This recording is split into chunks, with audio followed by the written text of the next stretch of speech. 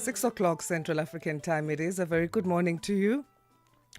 Welcome to Rise and Shine. It's that time where we are together for the next 3 hours, bringing you news and current affairs from the African perspective. We are Channel Africa and broadcasting from Johannesburg, live in our studios here in South Africa is where we are. My name is Asanda Beda. It's Wednesday, the 29th of October. We're wrapping up this month of October, also halfway through this week, the Mampara week. It's difficult to be an adult on the last week of the month. We call it Mampara week, but at least it's halfway through and we're going to get there and soldier on as we always do. Lots coming up, of course, on the show as we've been talking about Tanzania going into elections. It's that day, D-Day it is today, where Tanzanians will be casting their votes. And, of course, we'll be giving you updates in terms of what's happening on the ground. Are polling stations ready? What is the atmosphere like? And are we even able to get proper reports on what's going on there? No, we've spoken a lot about a clampdown on media as well as dissenting voices. We hope for a peaceful and progressive elections, but that remains to be seen, and we'll be covering that, of course, and more stories. Let's start with our news update, though, at 6:01. Here is Matapelo with that, and then Fikile will follow with sports headlines. SABC News, the African perspective. Thank you, Asanda, and good morning. Starting off with this story, Tanzania heads to the polls today with questions mounting about the credibility of the electoral process. President Samia Suluhu Hassan is seeking re-election under the ruling Chama cha Mapinduzi party, while the main opposition leader Tundu Lissu is charged with the honest report of growing political repression. Human rights organizations have warned that a wave of intimidation, violence, and political repression is threatening the credibility of the polls. Reports pointed to a growing crackdown on opposition figures, journalists and civil society voices, raising serious concerns about whether the electoral environment will be free and fair. And Madagascar's military-led government, which seized power this month, has appointed a cabinet of mostly civilian ministers, including some prominent critics of ousted President Andry Rajoelina. The appointments mark a key moment in Madagascar's political turmoil as the military consolidates power while it tries to address economic hardships and political divisions. The military staged a coup earlier this month after Rajoelina fled the Indian Ocean island nation following weeks of youth-led protest.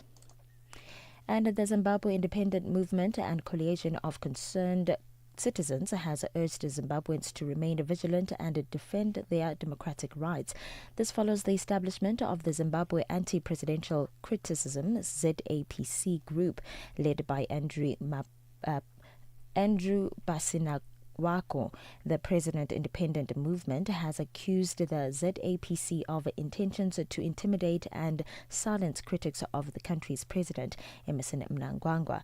The national chairperson of the Zimbabwe Independent Movement, General Sithole. The anti-presidential critic, it shows exactly that they are pro the president. They are not in a position to accept any criticism, be it constructive criticism or a criticism which may not be constructive. And that on its own undermines the sense of the human right in the country, especially Section 61, where we are having the coverage of the freedom of expression in one point. So it is subject to them. Cannot allow a situation where the president the space of criticism. That is why we raised a concern. And G20 countries were encouraged to use the technology to safeguard whistleblowers on the first day of the G20 Anti-Corruption Working Group meeting in the Kruger National Park in South Africa's Mpumalanga province. Protection of whistleblowers was also identified as the cornerstone of effective anti-corruption campaigns. B20 Integrity and Compliance Task Force Deputy Chair Ashley Theophanite says technology can help to reduce the barriers to people from becoming whistleblowers. The integration of these digital tools enhances the security, the anonymity of whistleblowers, and fosters a culture of transparency and trust, which of course encourages more individuals to come forward with crucial information without fear of retaliation. The protection of whistleblowers and other categories of reporting people is one of the key elements to better prevent, detect, and prosecute corruption. And U.S. President Donald Trump says that the first batch of U.S.-made missiles for Japan's F-35 planes will be delivered this week. Trump made the announcement to troops aboard an aircraft carrier near Tokyo after meeting with Japan's new prime minister. Earlier, the U.S. president welcomed a pledge by Sanai Takehachi to accelerate Tokyo's military build-up and to buy American-made defense equipment. Speaking alongside Trump, Takehachi hailed the U.S.-Japan alliance. Let me reiterate my unwavering determination here. Japan is ready to contribute even more proactively to peace and stability of the region. I am determined to elevate the Japan-US alliance, which has already become the greatest alliance in the world, to even greater heights. For any news stories you'd like to share with us, please send an email to newsroom@channelafrica.co.za or call us on +2711 714 4459. For Channel Africa News, I am Matapala Mahape. SABC News. The African Perspective. In our sports headline, Banyana Banyana have qualified for the WAFCON 2026. And Mali national football head coach believes his team will shine in the AFCON's challenging Group A. I'll be back with these and other stories at the bottom of the hour. Je, una jambo lolote akilini mwako? Je, una shauku kuhusu masuala muhimu? Na je, una maoni ambayo unataka yasikike? Kweli, hili jukwaa ni la kwako. Piga simu au tuandikie kwenda WhatsApp namba alama ya kujumulisha 2760552594 na tutakupigia simu. Mtangazaji wa habari zetu za Afrika Kusini mjini Johannesburg. Hivyo unaweza kuwa mshirika kwenye matangazo yetu. Sio mazungumzo tu, ni fursa yako ya kuchangia maoni yako na kushirikiana na jumuiya ya wasikilizaji wanaotamani mtazamo wako. Tufuate kwenye mitandao ya kijamii. Tembelea tovuti yetu www.channelafrica.co.za na uwe tayari kushiriki na kuchangia maoni yako kwenye Channel Africa. Channel Africa, mtazamo wa Kiafrika. Download the SABC app and take Channel Africa with you everywhere you go. Mornings made better with Peter Asanda on Rise and Shine, weekdays 6 till 9 Central African Time on Channel Africa. Parlez-vous couramment le français? Êtes-vous passionné par la radio? Et êtes-vous qualifié pour travailler en Afrique du Sud? Envoyez-nous votre CV et vos 3 minutes démo en MP3 à @channelafrica.co.za pour avoir une chance de rejoindre la famille Channel Africa. Si vous n'avez pas de réponse après 14 jours, cela signifie que vous n'avez pas été retenu. Channel Africa, la perspective africaine. New day, new stories. Start your morning right with Rise and Shine on Channel Africa. We now get into the Africa Roundup. This is a segment on Rise and Shine that comes after the 6 a.m. news, and we bring you up to speed with news you may have missed.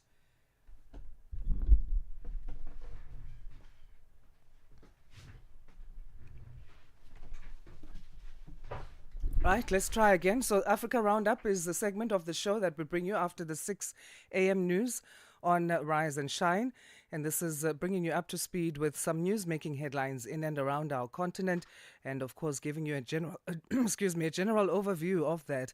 And later we zoom into some of these stories with our analysts. So this particular segment is compiled by our team of researchers, our reporters as well as editors, and it serves as a throw forward to what one can expect to develop in the continent news-wise in this new day. Today we start with Sudan, where Sudan's paramilitary rapid support forces have announced they have seized the last remaining stronghold of the Sudanese army in Darfur, raising concerns about a potential split in a country already divided by rival military factions. The capture of the city of Al Fashir ends a brutal 18-month siege by the RSF. On Sunday, the group said it had taken over the local headquarters of Sudan's army. Since then, sources have said RSF fighters had detained fleeing civilians in nearby towns and villages. And on Monday, sources told Reuters the RSF had surrounded thousands of soldiers from the army. In the televised statement, Sudan's army chief said his forces, quote, assessed a need to retreat. Everyone has followed what happened in Al-Fashir. Certainly, the leadership there, including security, made assessments that they have to leave the city due to the systematic destruction and killing of civilians. We agreed with them to leave the city and go to a safe place so as to spare the rest of the citizens and the rest of the city from destruction. South African President Cyril Ramaphosa has begun a 2-day state visit to Switzerland aimed at strengthening ties between the two countries.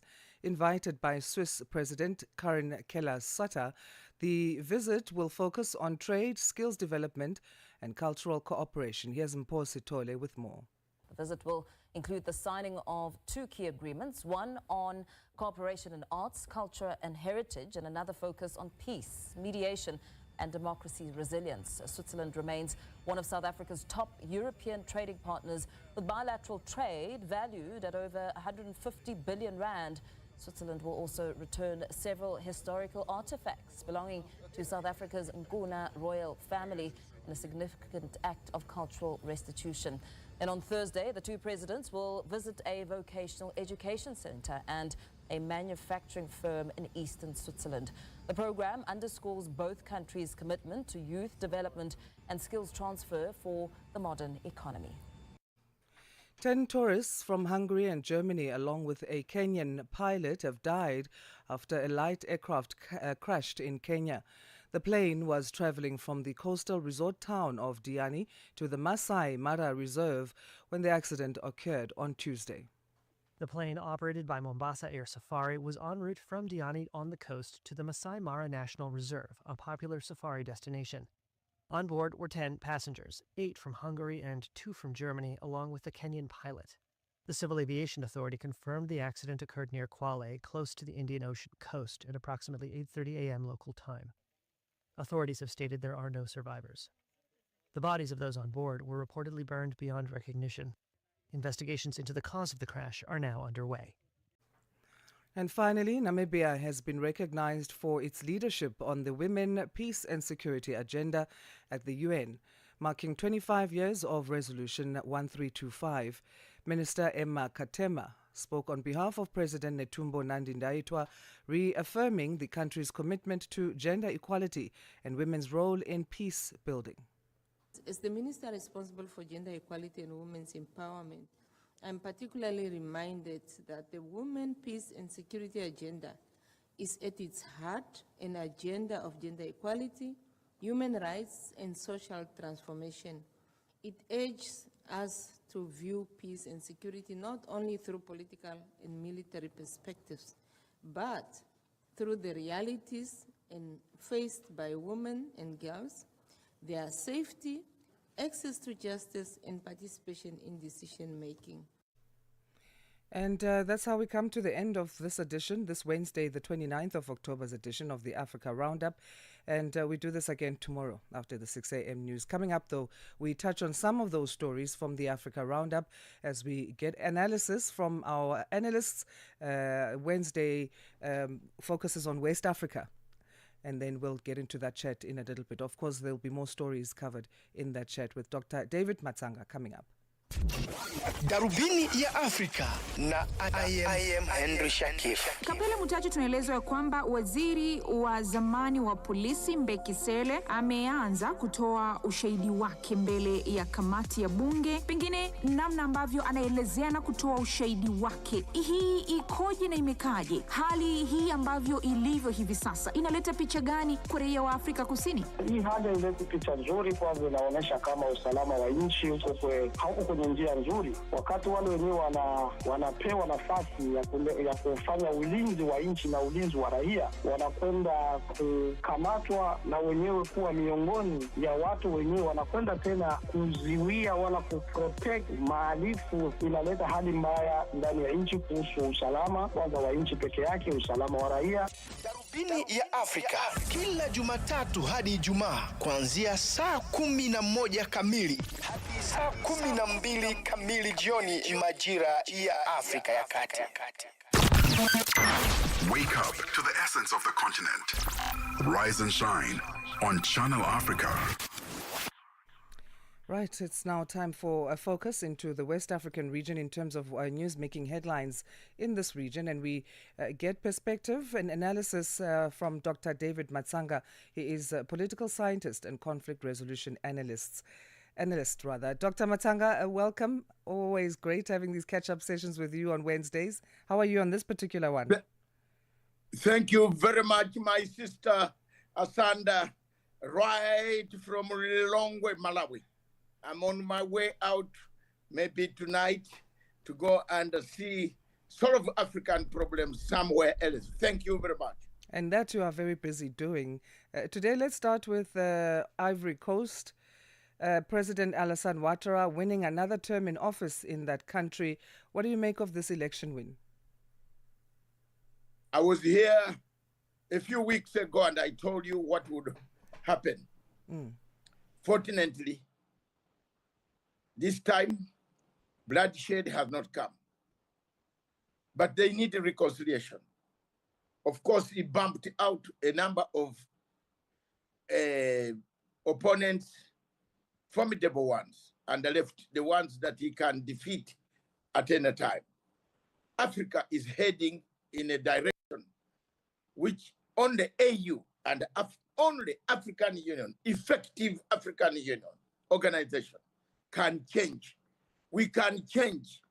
China had those type of problems 40 years ago. They changed and they moved forward. But most of the African leaders are just slogans. We change, we see, we look like China, we look like Singapore, Malaysia. We have to change. But the problem lies with African Union. These elections are a pattern on the continent of Africa. Change this, change that, bump off this, do that. I think we better find our own democracy, Asanda. We have not found it. The only country that has found its own democracy is where you are, South Africa. You vote, go home peacefully. You don't knock out opponents. You are in the race. You accept to go to parliament. Liberia is following. Ghana has followed. Another country like in Senegal has followed, although it has shaky leadership because they squabble over policy whether to be with France or not. Those are the only countries in Africa that when I hear of an election, I am happy I can sit at home and say I will drink my tea without any bloodshed coming on the continent. And that's the thing, our continent is so busy with elections, and Guinea as well. The plans for elections are for later this year, for the junta to hand power to civilians. But there's a trick. So in Guinea, those who want to run in the presidential election, they have to pay at least $100,000. What is this money? What is the justification for this amount of money? And where will these funds go? That it is a strategy of rigging. If you have studied political science, like I have done to the last iota on planet Earth, that is gerrymandering. It's called gerrymandering.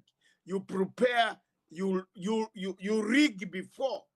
You rig, you change goalposts, you change quite a lot of things. Now, 100,000, if you want to take part in an election, is it food? Is it a wedding? Is there food cows going to be given to people? Hala? What type of Africa is this we are heading? That guy in Guinea-Conakry, that guy is one of the few people that Africa must not even trust at all. This man removed his former boss. He removed him, put him aside. Thanks God he did not kill him. But he became the master of the same masters, the French, who have actually used him. He's not like the other ones in Burkina Faso, Niger, and Mali, who are doing something progressive for their states. That one is a French mall that everybody in Africa should shun, because you can see what it is. $100,000, who gets that money? Who? When people can't have even a loaf of bread and a tin, one spoonful of sugar, and you are telling them before you join the elections. That's gerrymandering of the highest degree.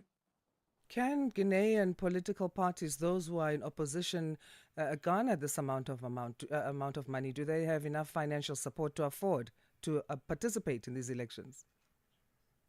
Some of the political parties are briefcase political parties in Africa. Maybe if he was saying that he's trying to get rid of some political parties which are briefcase, you find one man calling himself a president, but with no office, no tax, no telephone, no secretary, no secretariat.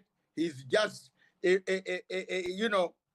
peggy boy or a flower girl to the election. Why is Africa wasting that time? And then one problem is you find these European leaders, Europeans themselves, the ones that hold free, fair, credible elections, coming to Africa to enjoy our sunshine, our food, our human resources, that they are observing elections. They don't point out some of these silly mistakes that even Africa is making. They just want to keep us primitive, ignorant, yet they have developed systems. Countries like Norway, Finland, one of the worst countries around the world in Nordic countries that started peace mediation. They are coming to Africa to teach us bad manners. In Cameroon, in those places, you can see what is going on there. Norway, I can't believe this, but Africa needs to find a way what type of democracy they take. No political party opposition can garner 100,000 if you don't have even a fax machine or even a typewriter or a computer to even find out what is taking place around you. Let's go to Benin now. A court there in Benin has banned the opposition party from participating in the April 2026 presidential elections. Le Democrate has been banned. The Democrats, what will this mean then for political tensions in the country that Le Democrate has been banned from electoral participation? Asanda, that area is prone to military coups. Benin, Togo, that area, Ivory Coast, Nigeria, Cameroon, Chad, those are prone areas for military. Guinea-Bissau, Conakry, those areas there is a lot going on there. And for Benin, it's again the game of gerrymandering. Check out, check in. Don't want that one, he will cause trouble. I think Africa has reached a stage where we should tell leaders like those in Benin, go back and find out which is the best model of democracy. You can have a parliamentary system. You see what is causing all these problems, Asanda, for our listeners across Africa, is you have chosen the worst type of system in your electoral systems. That is American type. You have come with an American type where presidency, the word presidency, can make people draw machine guns against each other. Why don't you go back to parliamentary type of democracy? Like South Africa. South Africa does parliamentary type. You elect your MP. The party that has the highest number of MPs goes and forms the government. Peace will prevail. You have copied a wrong, obnoxious, silly system of the American type, which always has problems, which needs middle class, which is highest land, literally middle class. We don't have it in Africa. We are bought by money. People buy people for elections. People buy people to vote for them. So let's go back and find out what among the two systems, the parliamentary system and the system of presidential style, which one can bring peace to Africa? For me, as a person who teaches political science, who talks it, who can write it and pass exam, even when I'm going to the grave, I will tell you the parliamentary system is more comfortable. It creates peace for Africa. Africa cannot manage the type of competition on the presidency, which is causing more conflicts on the continent. So, what are the key requirements then under Benin's electoral code, and which of these is said that Le Democrate violated allegedly?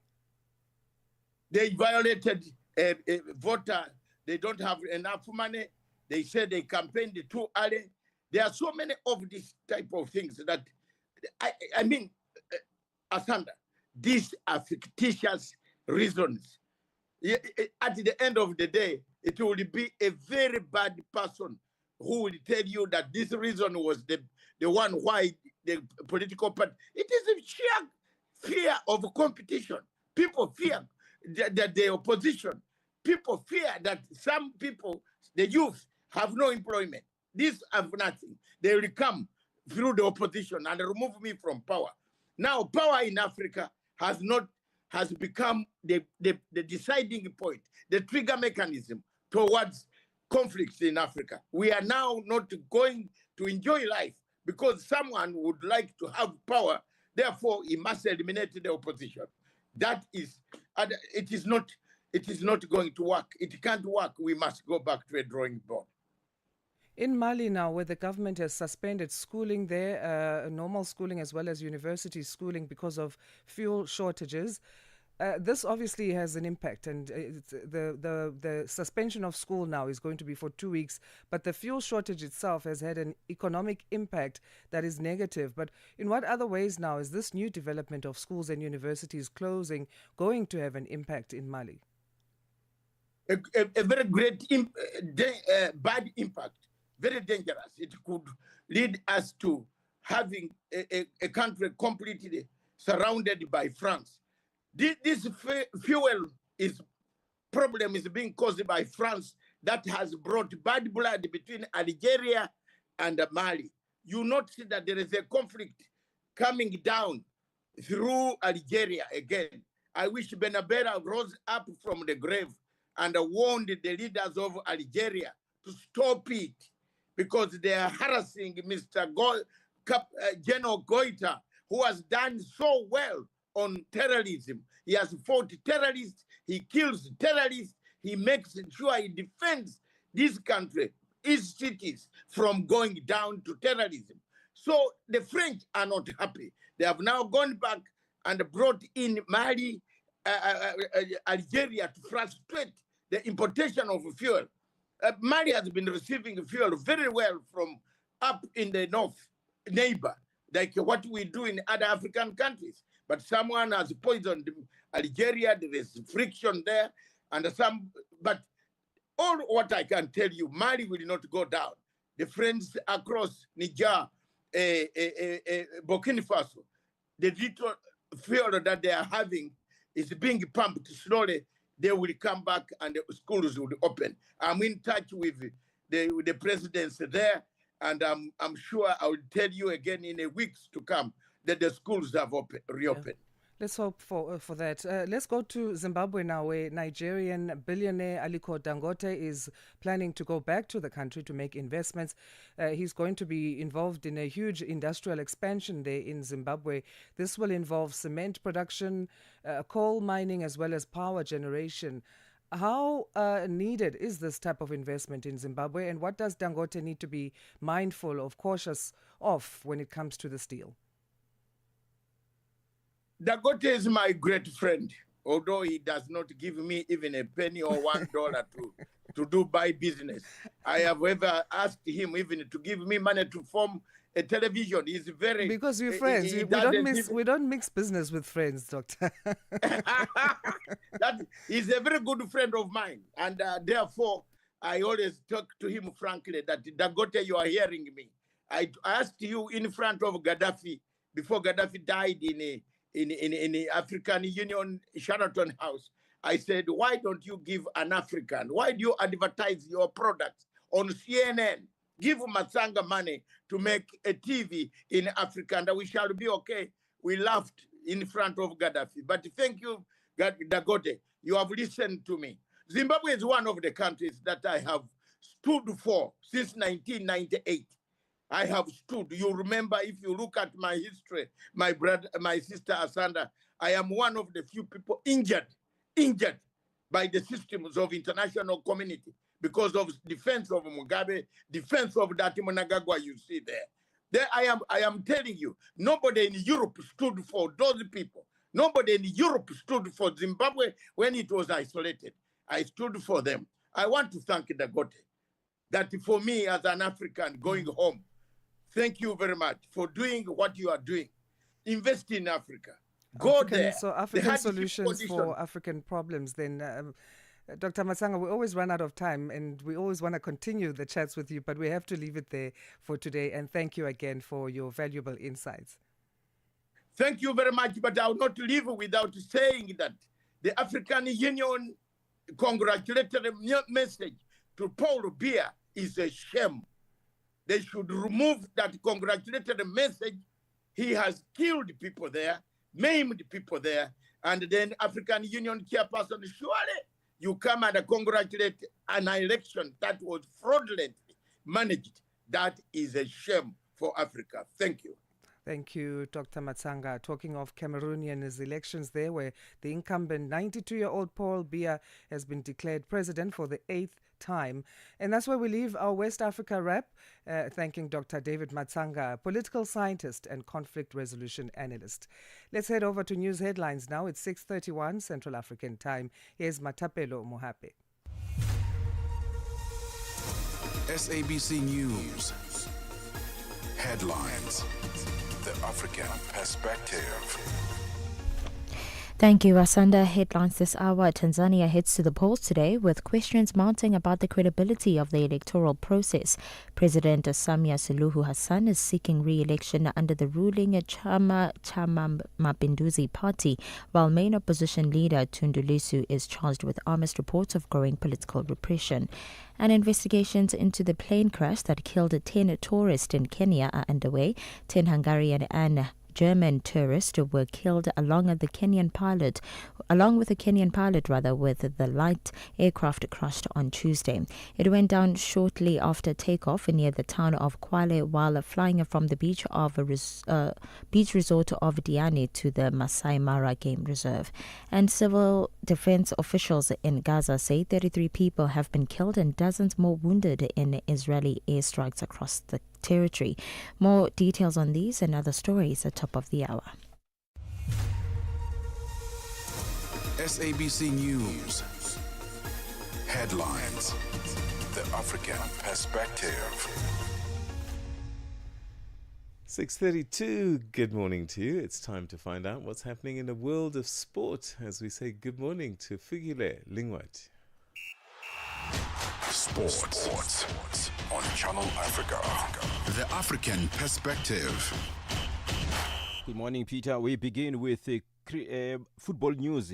Celebrations all the way. South Africa have secured their place in next year's Women's Africa Cup of Nations football tournament in Morocco. Banyana beat the Democratic Republic of Congo 1-0 in the second leg qualifier at Dobsonville Stadium south of Johannesburg last night. Mexico-based striker Thembi Kgatlana celebrated her return to the side by scoring the winner in stoppage time.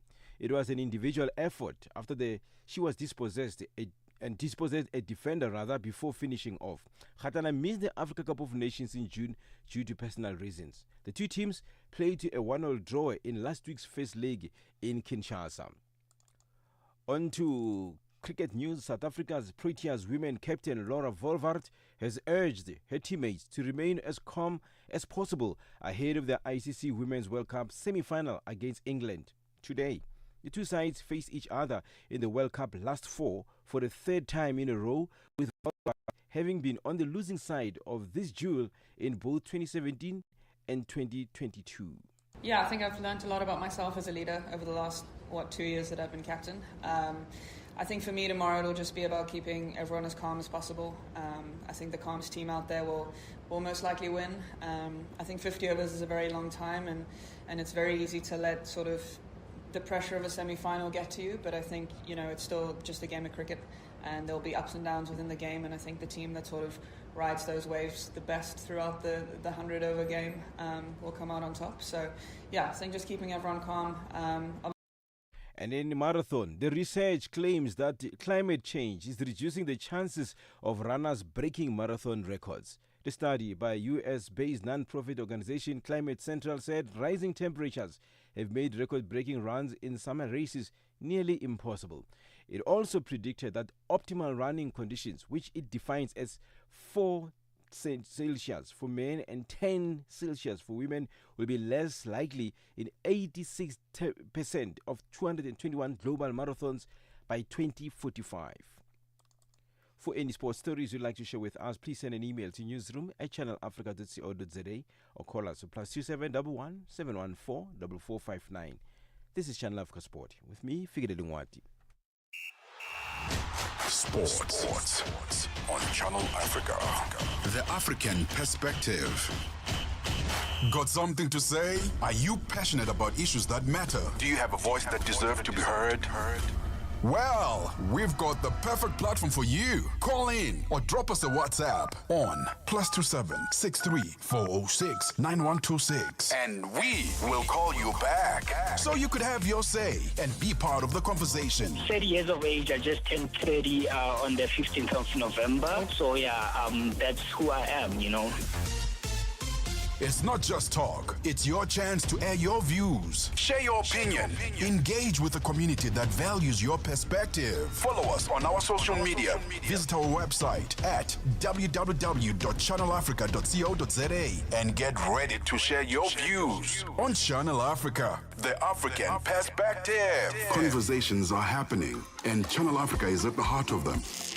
We tell the African story with clarity, pride, and purpose, reaching audiences that matter to your brand. Partner with us and connect your business with listeners across borders in multiple languages and markets. For partnership opportunities, sponsorship, or sales, email us at partnership@channelafrica.co.za. Channel Africa, the African perspective. Broadcasting in 5 different languages, connecting the continent.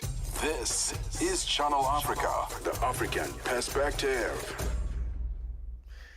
Let's find out what's going on in the world of business as we say good morning to Tabiso Luhuko.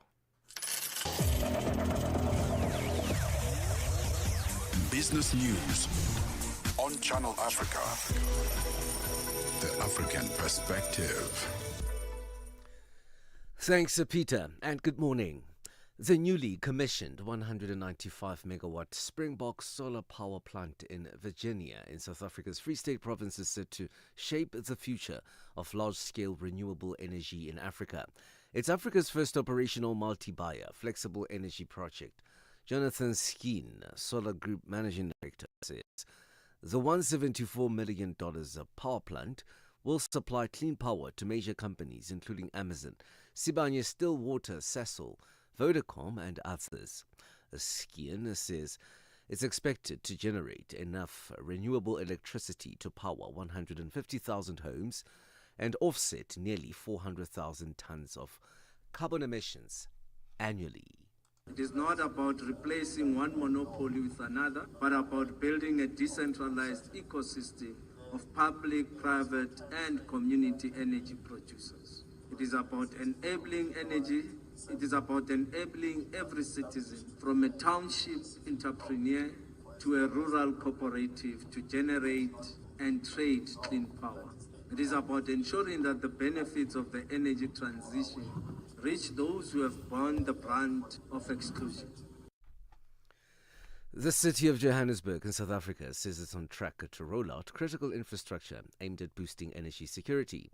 Joburg Mayor Dada Morero says that the city is committed to its 10-point energy plan introduced in 2022.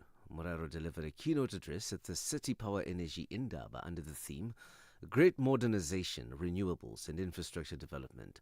The city has earmarked $232 million in energy investment for infrastructure development in the coming 3 years.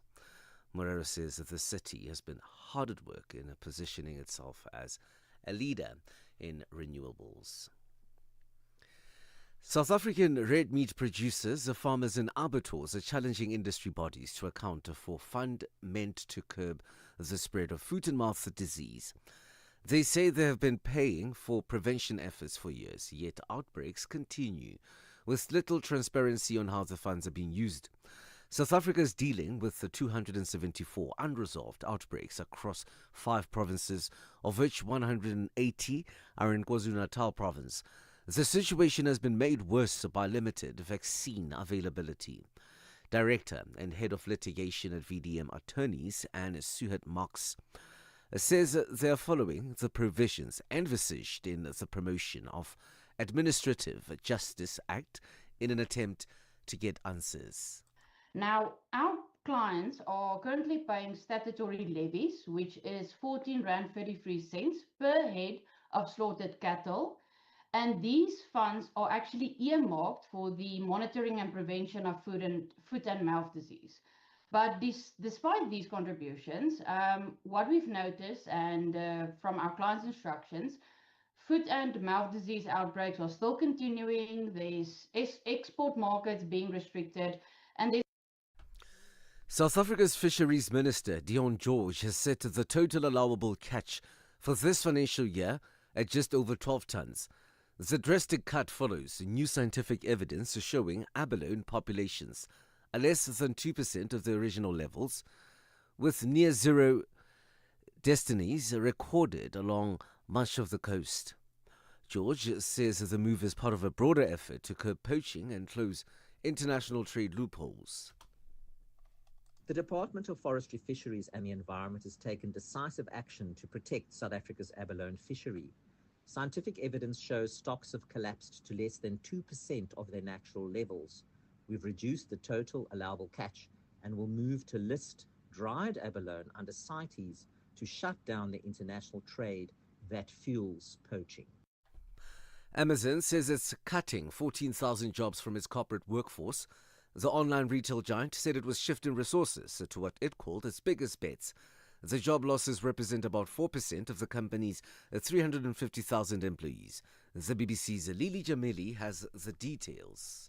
This is a trend across American tech companies. In just the last year, we've seen companies like Microsoft and Meta, the parent company of Instagram and Facebook, do pretty widespread layoffs. Intel is another one, 22,000 layoffs there. And much of this is attributed to the advent of AI, although some question whether the rise of artificial intelligence is actually changing the nature of work, eliminating the need for certain roles, or if companies are really just using it as an excuse. $1 in Nigeria is trading at 1,456 naira. In Botswana, it's at 13.76 Kenya, 128 shilling 372, and Zambia 21 kwacha 92. The BRICS countries in Brazil, the dollar there will cost you 5.36. Russia 79 rubles 42, India 88 rupees 25, China 7 yuan 9, and in South Africa the dollar will cost you 17 rand 20 cents. 75 pence to the British pound and 85 to the euro. Gold is trading at $3,953 and platinum $1,583 per ounce. Brent crude oil is at $64.37 a barrel. For any business stories you would like to share with us, please send us an email to newsroom@channelafrica.co.za or call us on +27 11 714 4459. For Channel Africa Business in Johannesburg, I'm Tabisolo Huku.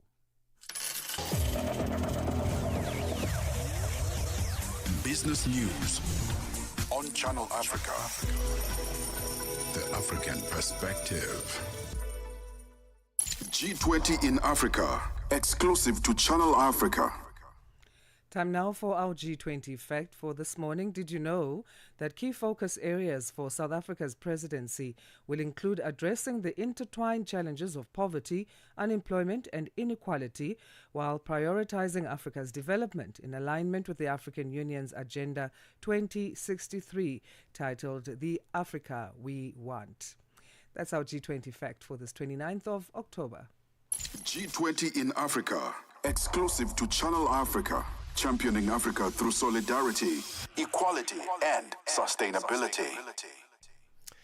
Tanzanians head to the polls to cast their votes today to elect the president, members of parliament, and councillors amid heightened security fears over demonstrations A total of 17 political parties are participating in this year's polls, fielding 16 presidential candidates. Now, the Independent National Electoral Commission has assured citizens that all the necessary measures are in place to guarantee a peaceful, safe, and well-organized voting process. Channel Africa spoke to some Tanzanians about what this election means to them. I'm looking forward because everything has been going on as planned, and the campaigns with the ruling party have been going on, regardless of the threats and everything, regardless of many threats in the social medias. But I'm looking forward, the elections will go on. We have seen very peaceful movement of all 17 presidential candidates conducting the political rally in a peaceful manner. This has attracted me and made me think of going to the polling station to vote, and hopefully I'll do that.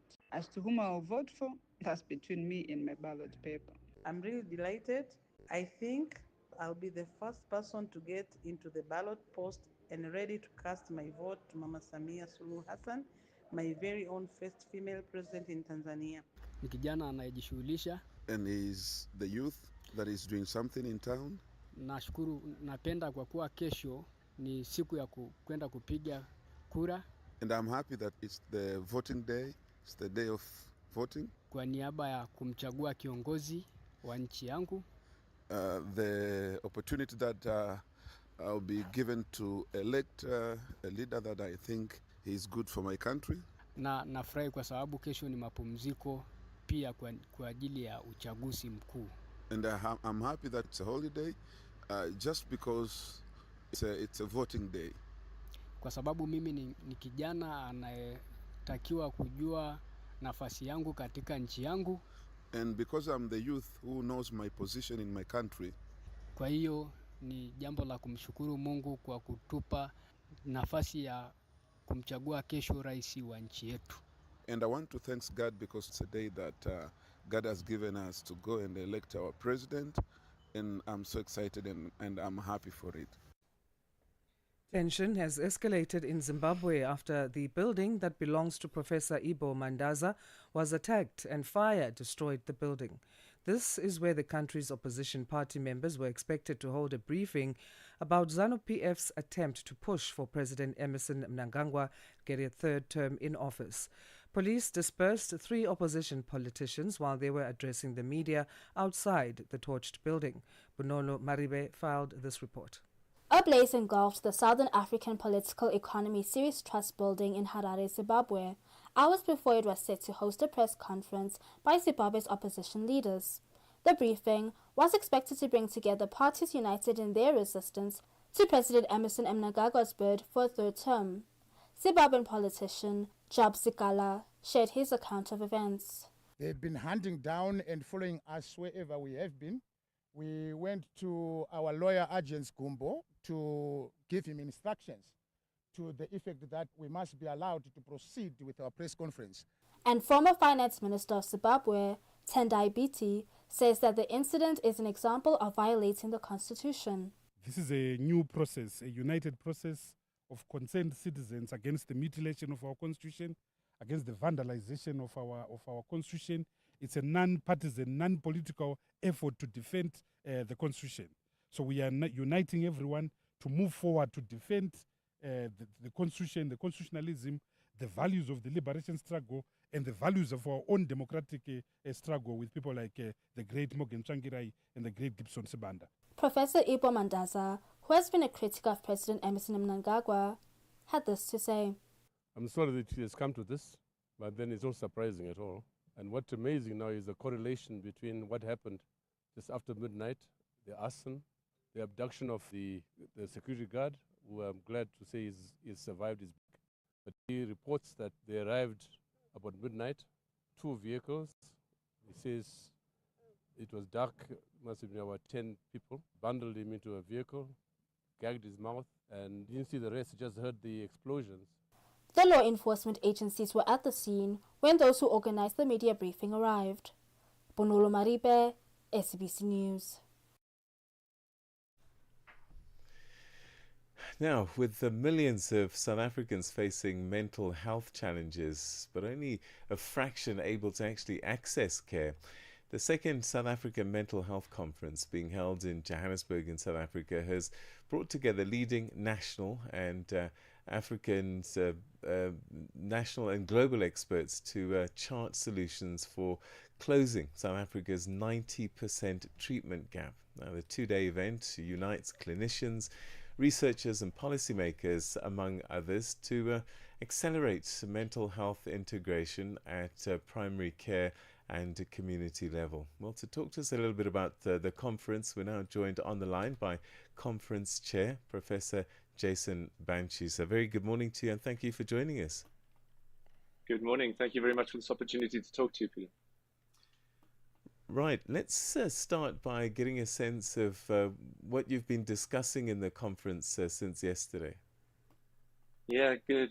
Peter, this conference is attended by stakeholders at every level. We've got government policymakers, we've got people with lived experience, service users, researchers, NGOs, change makers. So it's a wide variety of people. And really what we've come together to discuss the most recent research, the most up-to-date science, to identify what we know, and importantly, what we don't know, and then to try and discuss how that can be turned into action. What steps need to be taken next, exactly as you said, to close that mental health treatment gap that is way too large in our country. Talk to us about that treatment gap. Is it that a lot more people are seeking mental health care? Because I know in some cultures, it's not a thing that one gets to actually even address.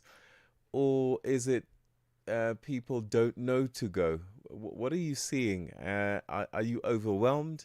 Is that also part of the gap? Yeah, it's a very complicated issue. So part of it is people not recognizing that when they need to access mental health services, so there's a kind of a lack of awareness of symptoms and signs. But it's also sometimes a lack of awareness that effective treatments are available. Sometimes people, for example, become so depressed and then they just think that this is normal, that this is the way to feel, and they've forgotten about a time when they felt differently. So sometimes it's that, it's a lack of information or knowledge. Sometimes it's about not knowing where to go, not having appropriate signboarding and things like this for people to be able to access the services that are available. It's also a huge amount of stigma. I think people still believe, at some level that mental health problems are not real, maybe, or that they're of your own making and that you're responsible for sorting them out. And so that stigma can also stand in the way of accessing care. We have incredible mental health resources in this country. We have some incredible mental health services. We have incredible people working incredibly hard in the public health system to provide services to people. But we do have a problem with the lack of distribution of those services. The services are concentrated in particular areas where resources are. And so large portions of our population do not have easy access to these mental health services. And that also contributes to this huge treatment gap. So all of those things coming together, this kind of lack of knowledge, a stigma, not knowing where to go, and then real difficulties getting to the places where services are offered. So what are some of the solutions being discussed in terms of narrowing this gap? Absolutely. So one of the big topics under discussion is how technology might be used to close the treatment gap, both in the delivery of services, of what kind of support could be offered by digital platforms. Also how digital platforms might be used exactly as we've said now to try and make services available in areas that are currently not served. And there are all kinds of opportunities there for exactly as we're speaking now, video conferencing and things like this, to be able to deliver services to people remotely or in areas where there are no mental health professionals. So that's a big topic of conversation. We're discussing how mental health services can be integrated into other health services. We are beyond the point of wanting separate mental health clinics or something like this. Mental health services need to be integrated into primary healthcare settings where people are accessing other kinds of help. So thinking about that, thinking about how to make clinics and services adolescent friendly or men friendly, so that they both of those things, so that we attract adolescents and men who have mental health problems, who are sometimes very reluctant to access help within the formal mental health system.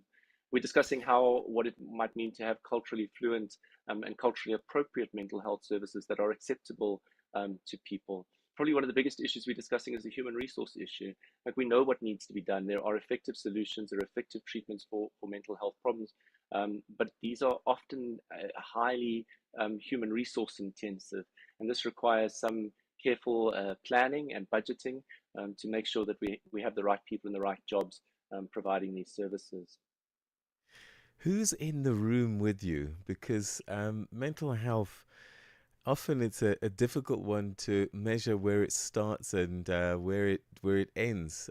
So you've got, on the one extreme, full-on psychiatric assistance that's required, and then on the other, it could be simply a foster parent helping a teenager in trouble. Absolutely. So to answer your question about who's in the room, mental health is everybody's business, and I think that's reflected by who's in the room and who's at this conference. We have clinicians who are providing services in the public healthcare system. We have researchers who are working in universities. The South African Medical Research Council is well represented here. We've got NGOs who are providing services and collecting data. We have service users, people with lived experience, advocates. So it really is a conversation that is as wide as possible and as inclusive as possible. And I think you're absolutely right. We're talking about a range of different conditions, a range of different supports that are needed, and these will need to be provided by a range of different people with a range of different sectors. So a whole of government approach is also absolutely needed. What is missing? I mean, we absolutely have government representation in the room. As I said, the South African Medical Research Council is here, and that reports directly into the Department of Health. We have a large number of clinicians who are working in the public health system here, but it is sad that there is a lack of representation from more senior policymakers and government officials who really have the power to allocate resources and to set priorities. So how have they given reasons why they're not there? Because in the end, whatever you discuss kind of needs a signature. It absolutely needs a signature. It needs a signature, but it also needs consensus from the mental health community to say, that these are the things that we think are really important. These are the priorities. So that's partly what we're trying to do here, is get some consensus about what's the important next steps for research and what's the important next steps for service delivery, so that we get consensus among ourselves as a group of concerned citizens, as a group of experts. At the end of the day, yes, it's going to be up to government to implement that. I don't think that the absence of senior officials from this is indicative of a lack of political will. I know that there's political will to address this issue, and I know that the Department of Health is working incredibly hard to try and understand what needs to be done. I think it's just an issue of competing priorities. Our country, unfortunately, has a large number of health priorities which are important and which require attention. So there's a lot of people calling for the attention of the Department of Health, the Department of Basic Education, the Department of Social Development, all these different departments that are involved in supporting people's well-being. Professor Banchis, we're going to have to leave it there, but thank you so much indeed for joining us on the program, and we wish you the best with the rest of this journey, and let's just hope that we start to get a little bit closer to where we really ought to be in terms of mental health and welfare in the country. Thank you so much.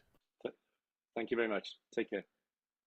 So that's Professor Banchis, who's the conference chair, mental health conference, which is currently underway in Johannesburg, South Africa, talking amongst many other issues, this mental health care gap that exists, not just in South Africa. I reckon this is probably global, but particularly in Africa, and I feel most sorry for our brothers and sisters in the rural areas where just getting basic health is difficult to access. So reports, I don't know how true this is, that in China they're now introducing what's called a happiness leave. Wow. I mean an unhappiness leave. So when you feel unhappy, you can apply for an unhappiness leave, and you take the time that you need until you gather your strength. What, are you unhappy with your boss? But also, how do you prove that you are really unhappy and you're not just fatigued? That's interesting. I mean, I remember one of the things that people used to always complain about is backache, because there's nothing you can do to measure it. But it can be painful as well. So, yeah. Anyway.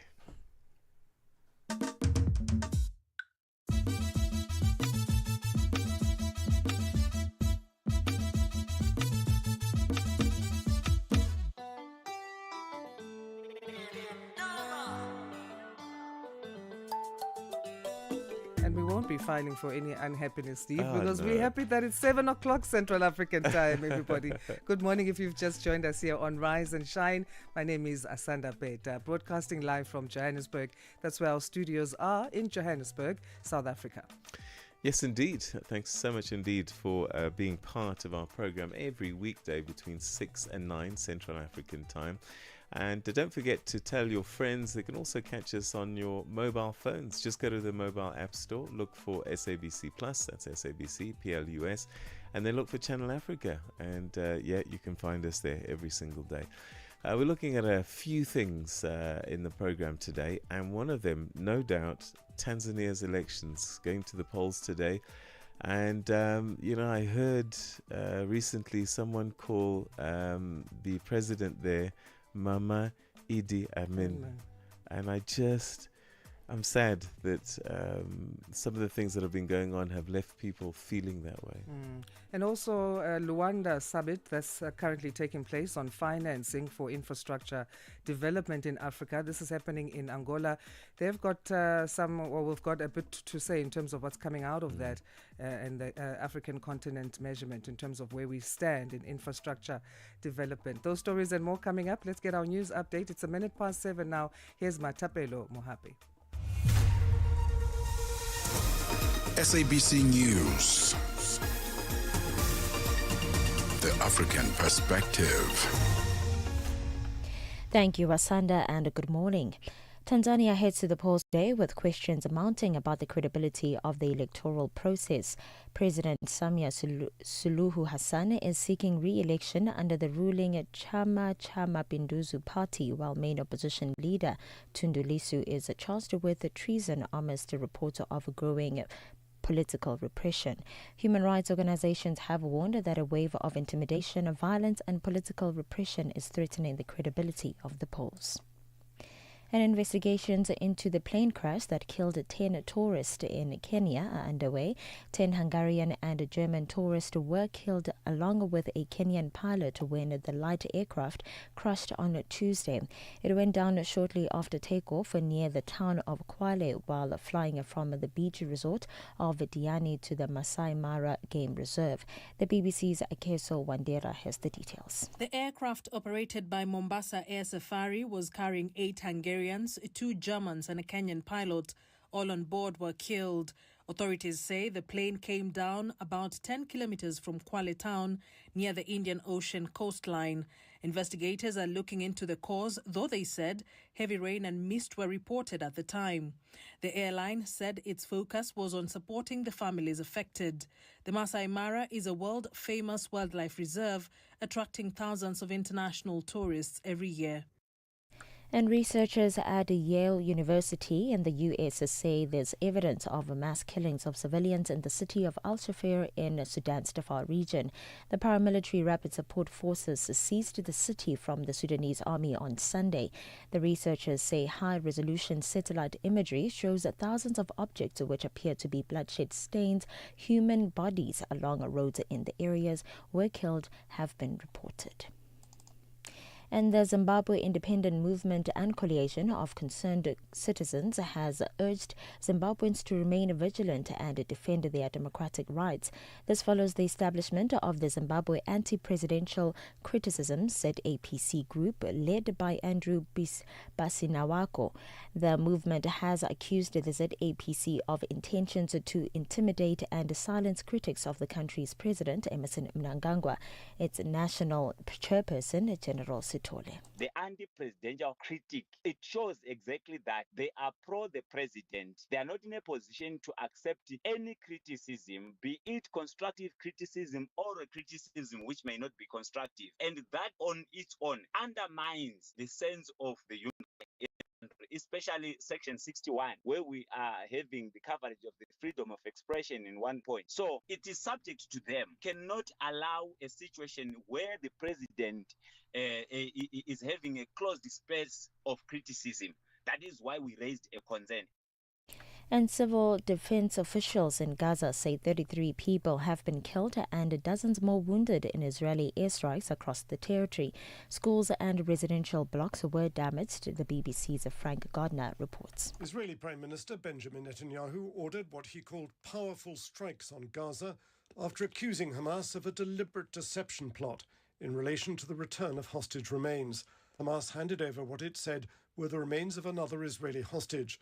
But Israel says forensic tests showed them as belonging to a body already recovered from Gaza 2 years ago. Drone footage taken by the Israeli Defense Force appears to show a body being taken out of a building in Gaza, placed in a shroud in a shallow grave, then covered in soil. Israel says it then filmed Hamas carrying out a fake excavation. For any news stories you'd like to share with us, please send an email to newsroom@channelafrica.co.za or call us on +2711 714 4459. For Channel Africa News, I am Matapela Mahape.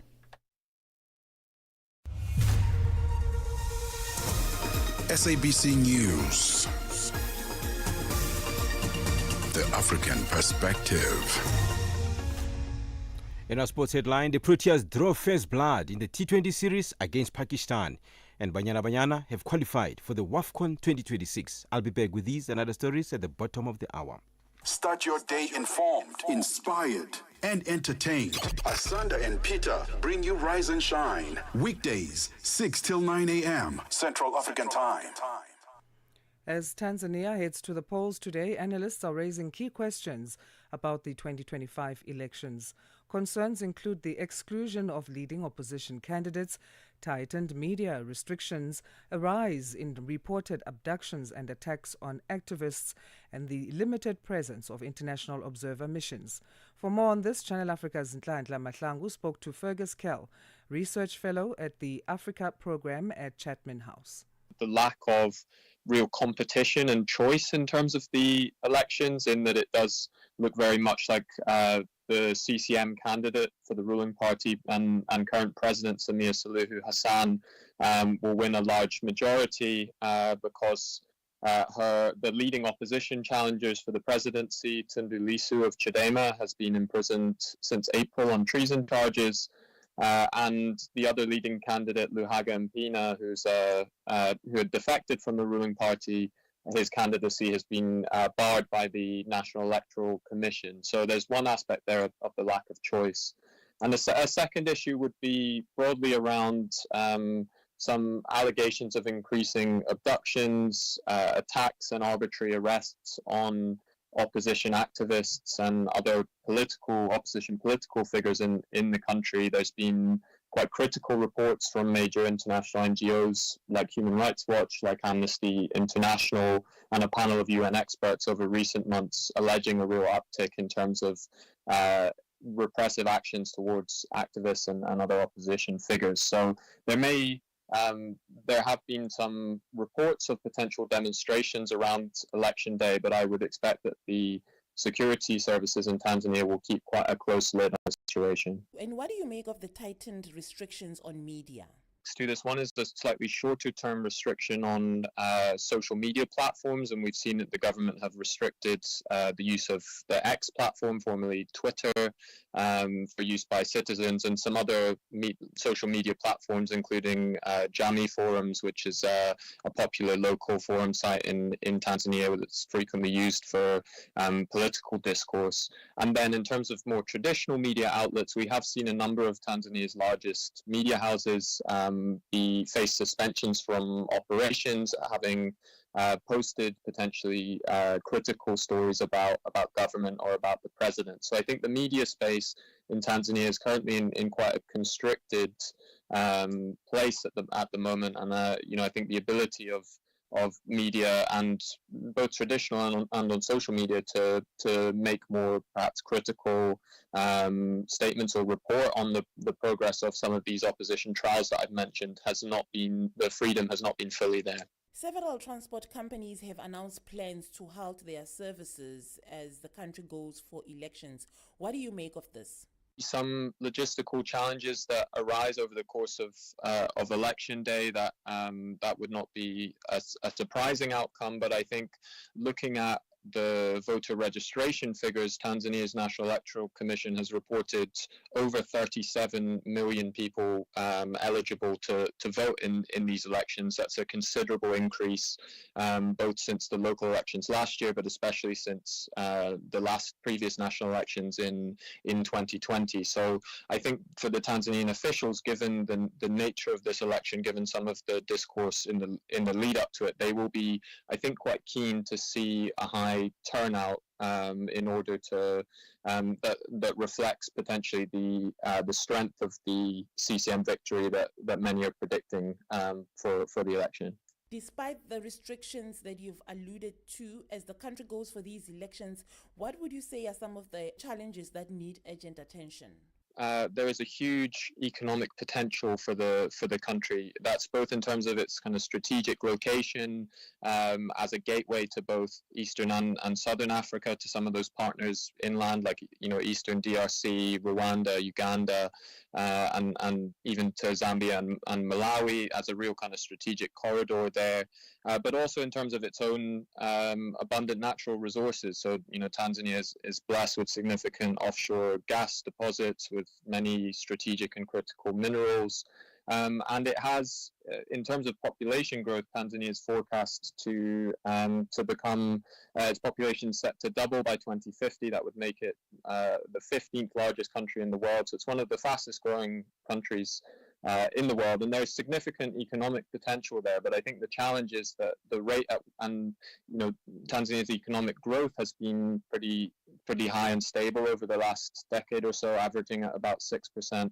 The challenge, though, is that Tanzania has been one of the lowest countries in the world in terms of translating economic growth into poverty reduction. And the government is very proud of the fact that Tanzania is in the lower middle income bracket of countries. It's set an ambitious target to become an upper middle income country by 2050. But actually, the country really lags behind other countries in that income group in terms of metrics like electrification. The World Bank says that's only at 48%, which is much lower than other countries in that group. So really kind of addressing some of those stubborn challenges around poverty, around wider transformative development, making sure that those resources are used in a way that delivers benefits for the whole of society. Those are really critical questions for Tanzania in the longer term. That was Fergus Kell, Research Fellow for the Africa Program at Chapman House, speaking to Channel Africa's Nhlanhla Mahlangu. On that same topic, let's find out now in terms of what's happening on the ground and getting updates and insights. And joining us live from Tanzania is SABC correspondent Isaac Lukando. And we want to look into voter turnout and developments as the day unfolds. Of course, Tanzanians heading to the polls. Polls are set to be opened at 8 o'clock South African time. And good morning, Isaac, and hope you're well there. Yeah, I'm well. Thank you for having me. How would you describe the atmosphere on the ground as you see it currently, just before polls open in about an hour, less than? Well, you mentioned South African time. East African time, it's past 8 o'clock, actually 8:13 at the moment. And polls have opened for just over an hour right now. I was fortunate to be at one of those polling stations, and the particular polling station that I went to had sub-polling stations, several of them, more than 10 of them in one place. So I got to witness the voting exercise commence.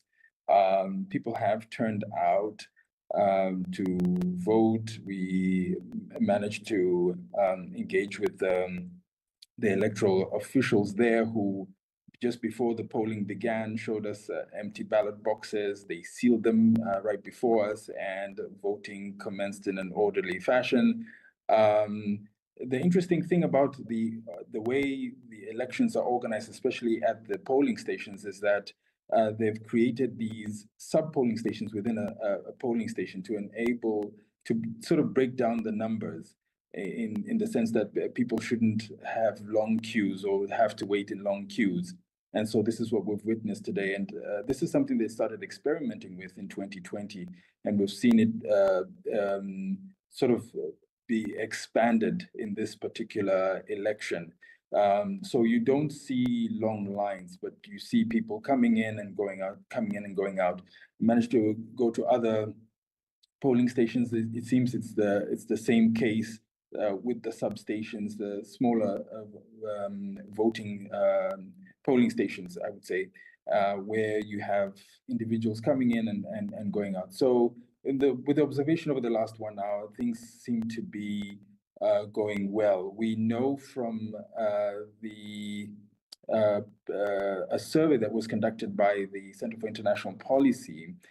Their survey recently suggested that 83% of those they surveyed were going to show up for the polls.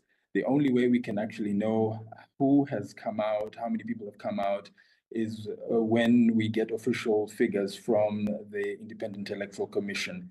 But so far, things appear to be calm, appear to be peaceful, and people are turning out to vote. We're waiting to see how the day pans out. Chadema and ACT Wazalendo have boycotted. Those are the main oppositions in the country. They've cited a crackdown on dissent as a result of their boycotting, and several opposition figures have also been banned from standing. So any indication in terms of how citizens are feeling about voting today, given that particular backdrop, that this political climate and barring of opposition leaders remains in place? That's an interesting point you raise. Certainly, with the people that we've spoken to, they haven't. It hasn't been of much concern, really, and it stems from the fact that earlier on in the year there was sort of division within Chadema, where the chairman of the party was ousted, and sort of you saw a splinter in Chadema, with a large portion of the members of Chadema moving towards another party, which is Chauma, which is now taking part in this election. And with that splinter, you see opinions divided even amongst the population. They feel that the opposition is weakened amongst themselves and therefore cannot present a strong front to challenge the ruling party, which many believe is in a strong position to continue its position of power in the country.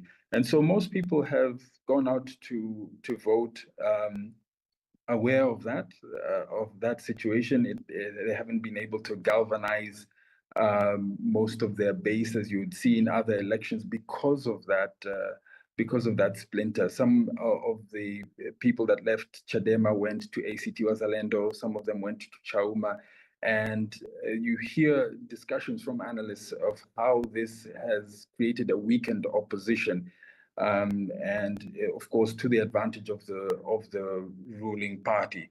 So in terms of people voting, going into this election, analysts were saying that obviously CCM has a very strong position coming into this election. And so most people may be in a position to predict the outcome of this election. Social media has also had its influence as far as the build-up to these elections. So have you seen any commentary, any sharing of information in those platforms such as TikTok and X this morning? Well, no. In terms of X, authorities had shut down X some time back, citing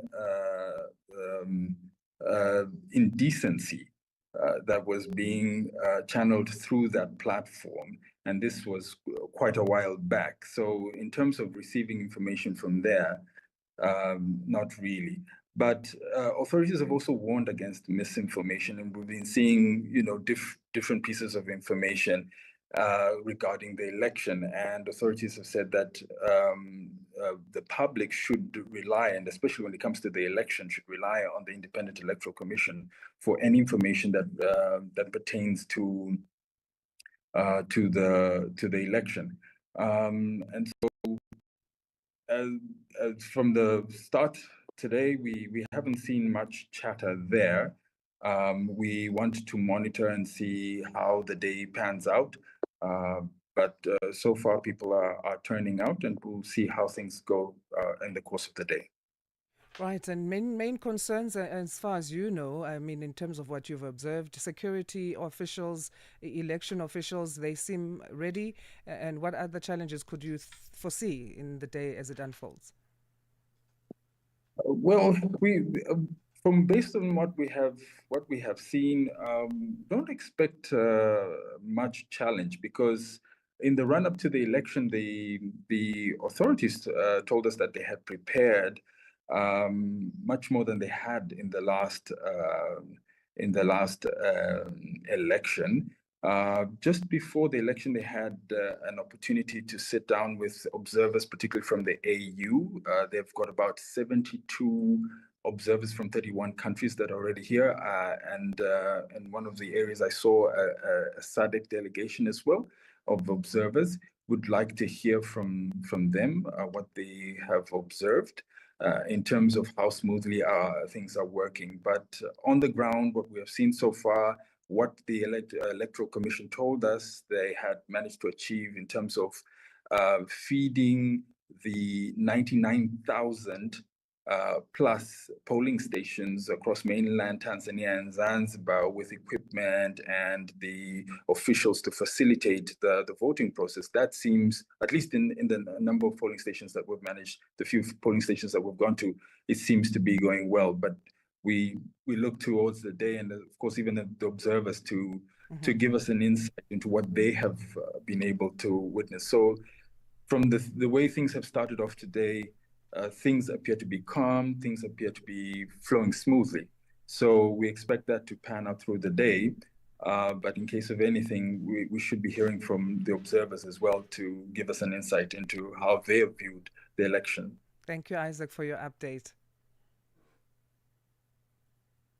Isaac Lukando is SABC's correspondent in Tanzania, giving us a picture of the election atmosphere as citizens have started heading to the polls to vote in the country, Tanzania. Get the news, music, and lifestyle of Africa on Channel Africa, the African perspective. All right, we stay in Tanzania now to get another sense of what's going on in the country. And one of the important things that is critical to covering elections, of course, is media and its ability to tell the story on the ground. And one of our reporters, Nhlanhla Mahlangu, is in Tanzania. Let's cross to her now and see what is happening and what kind of work she's doing. Nhlanhla, thanks so much indeed for joining us. You've gone all the way to Tanzania, as you've done to other countries, to cover elections, but things are not that well for you. Good morning, Peter, and good morning to the listeners. Indeed, like you rightly say, we've covered elections in different parts of the continent, and what we are witnessing in Tanzania is far more different, in a sense that we arrived here hoping that we will be accredited to cover these elections, only to be told that we haven't been accredited. There's things that were missing in our application, and yet on the system before we traveled to Tanzania, we saw that everything was in order. We even got the notification that the accreditation has been completed.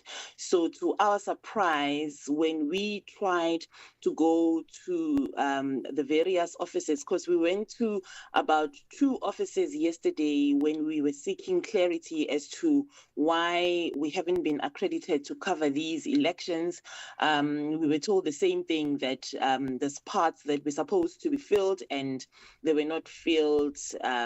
So yeah, as things stand, we are in Tanzania to cover the elections, but we haven't received the official accreditation that allows us to go to the various polling stations and ask, engage, and gather people's feelings on how the process is unfolding, Peter.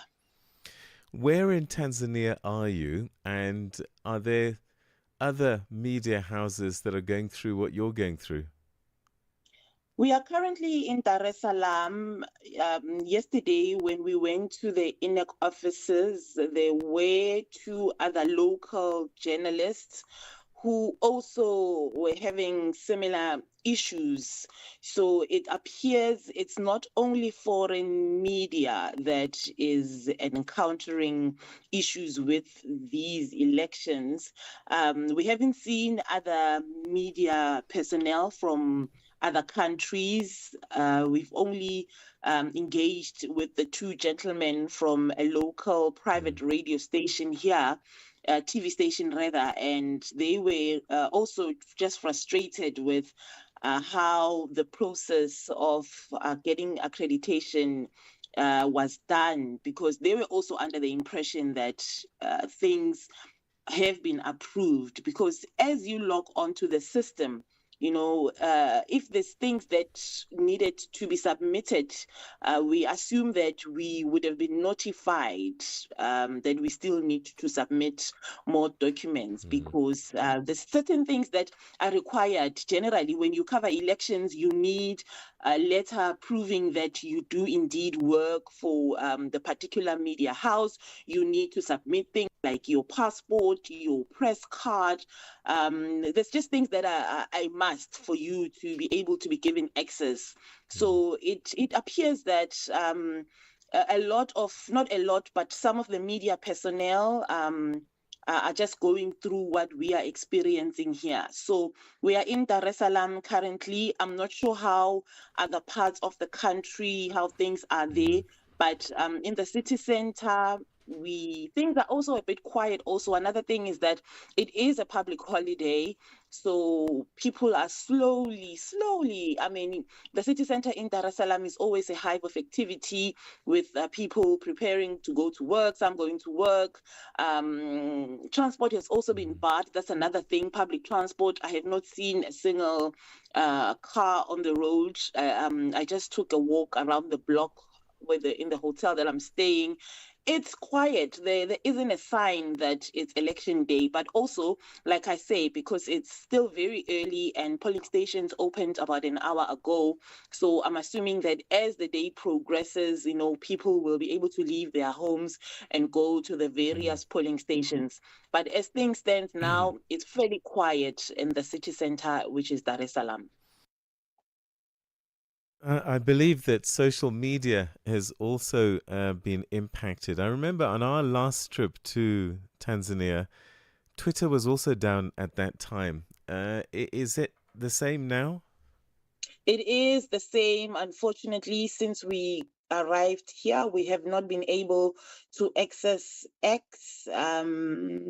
The only platform that we are able to access is Facebook, but X has completely been barred. We cannot even post. We cannot see the latest news that are happening around the world on X, because we forever checking social media as to what is it that is happening. So there is a bit of restriction. Also, I'm speaking to you now from the comfort of me being able to access Wi-Fi connection.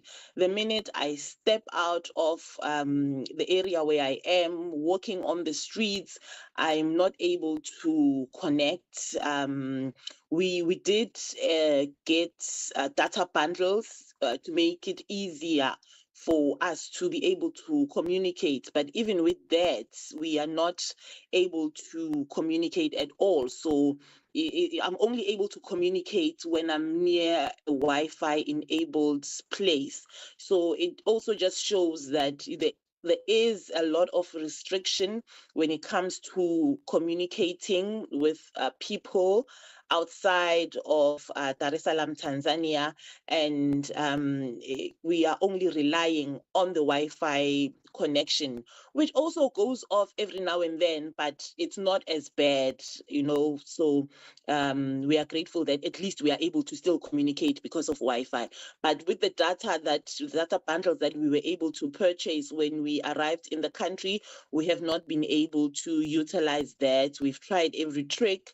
The balance is still as it is. So it just makes me wonder as we take a walk around the streets just to observe, because we also cannot go near any polling station because we don't have the necessary documents that allow us to engage with the electorate and speak to observers, because we have not officially been accredited to cover these elections.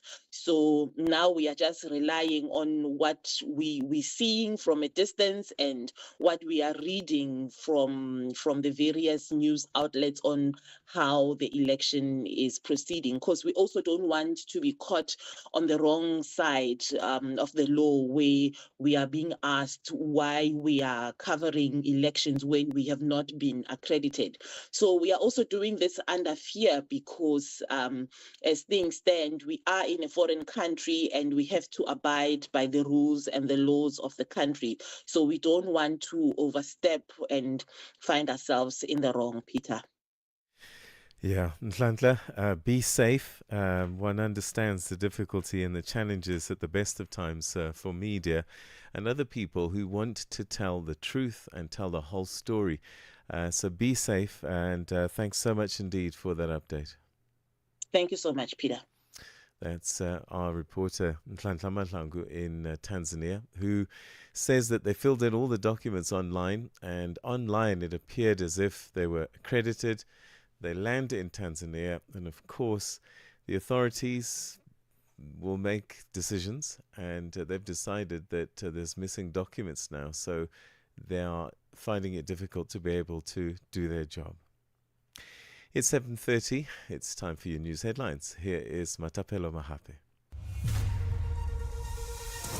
SABC News. Headlines. The African Perspective. Thank you, Peter. Headlines this hour. Tanzania heads to the polls today in an election that President Samia Suluhu Hassan is expected to win after candidates from the two leading opposition parties were barred from standing. Presidential vote is being held without the leading opposition party, Chadema, whose leader, Tundu Lissu, is on trial for treason charges he denies. The Electoral Commission disqualified Chadema in April after it refused to sign an electoral code of conduct. And the Zimbabwe Independent Movement and Coalition of Concerned Citizens, ZIM-CC, has urged Zimbabweans to remain vigilant and defend their democratic rights. This follows the establishment of the Zimbabwe Anti-Presidential Criticism, ZAPC group, led by Andrew Basinawako. The movement has accused the ZAPC of intentions to intimidate and silence critics of the country's president, Emmerson Mnangagwa. And floods triggered by record heavy rains have killed at least 9 people and left 5 others missing in central Vietnam. Over 103,000 houses have been inundated, mostly in the country's top tourist sites. More details on these and other stories at top of the hour. SABC News. Headlines. The African Perspective. Let's check in now with the world of sports as we say good morning to Fikile Lingwati to update us. Sports on Channel Africa. The African Perspective. I will start with cricket news. Proteas bowling all-rounder George Linde produced a sublime showing with both bat and ball to earn himself the Player of the Match accolade as South Africa beat Pakistan by 55 runs to go 1-0 up in the first of the 3 T20 internationals. He says they knew they could defend their score. Yeah, obviously we know it's a high-scoring ground, but we felt the wicket didn't play as it normally does. I'm not saying we were comfortable with 195, but if we bowled well, which we did, we knew we could defend it. On to football news. South Africa have secured their place in next year's Women's Africa Cup of Nations football tournament in Morocco. Banyana beat the Democratic Republic of Congo 1-0 in their second leg qualifier at the Dobsonville Stadium south of Johannesburg last night. Mexico-based striker Thembi Kgatlana celebrated a return to the side by scoring the winner in stoppage time. On to tennis news. Former world number one Daniil Medvedev kick-started his campaign at the Paris Masters yesterday with a comfortable 6-1 win over Spaniard Jaume Muna. The 2020 Paris Masters champion began briskly on the vast center court of the event's new La Défense Arena home, claiming the opening set in under half an hour.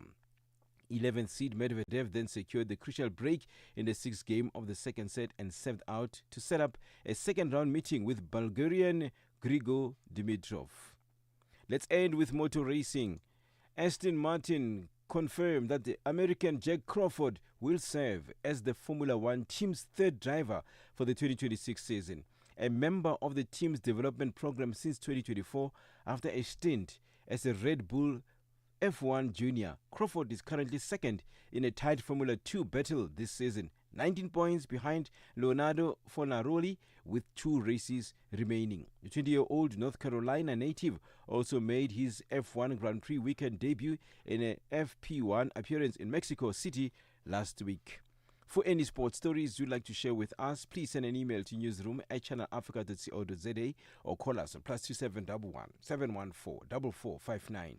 This is Channel Africa Sport with me, Figile Lungwati. Sports on Channel Africa. The African perspective. Madapiri Bazoshitika.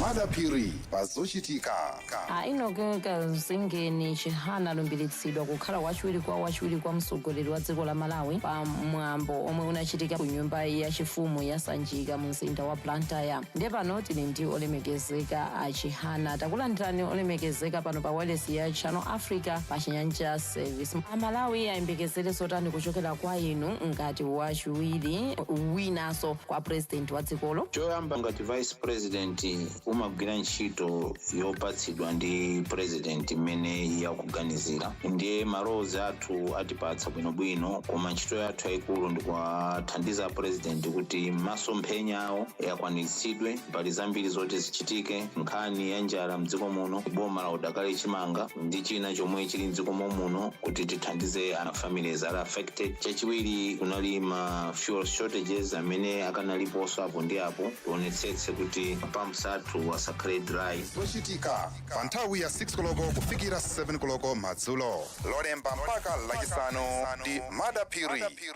Get Channel Africa on DSTV audio bouquet. Channel 802. Yes, it's Channel Africa, where we bring you the African perspective all the time. And let's find out what's happening through the African lens in the world of business, as we say. Good morning again to Tabiso Lehuko. Business news on Channel Africa. The African perspective. Thanks, Peter, and good morning. South Africa's trade union, police and prisons civil rights union has demanded that management of the Bavian Sport Correctional Centre in Pretoria withdraw the newly implemented shift changes pending a proper dispute resolution process. Yesterday, union members staged a protest after accusing the prison's management of victimizing and unlawfully suspending union representatives. The union is also demanding the immediate release of arrested members and an end to intimidation of workers and the reinstatement of its chairperson. Pop Crew spokesperson Richard Mamabolo. Discussion over the years about looking into changes into the shift system, so it cannot be the competence of a regional manager to actually make those changes. And of course, when members do complain about these changes, they then get suspended. So members have been trying to actually call a meeting with the management to look into all those challenges, and yet they've been met with resistance and arrogance. The newly commissioned 195-megawatt Springbok solar power plant in Virginia in South Africa's Free State Province is set to shape the future of large-scale renewable energy in Africa. It's Africa's first operational multi-buyer flexible energy project. Jonathan Skien, a Solar Group Managing Director, says that the $174 million power plant will supply clean power to major companies including Amazon, Sibanye Stillwater, Cecil, Vodacom and others. Skien says it's expected to generate enough renewable electricity to power 150,000 homes and offset nearly 400,000 tons of carbon emissions annually. The city of Johannesburg in South Africa says it's on track to roll out a critical infrastructure aimed at boosting energy security. Joburg Mayor Dada Morero says that the city is committed to its 10-point energy plan introduced in 2022.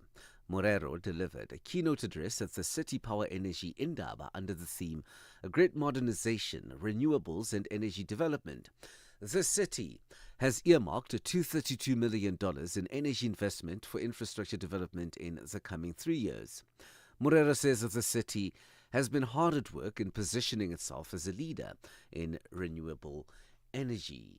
It is not about replacing one monopoly with another, but about building a decentralized ecosystem of public, private, and community energy producers. It is about enabling energy.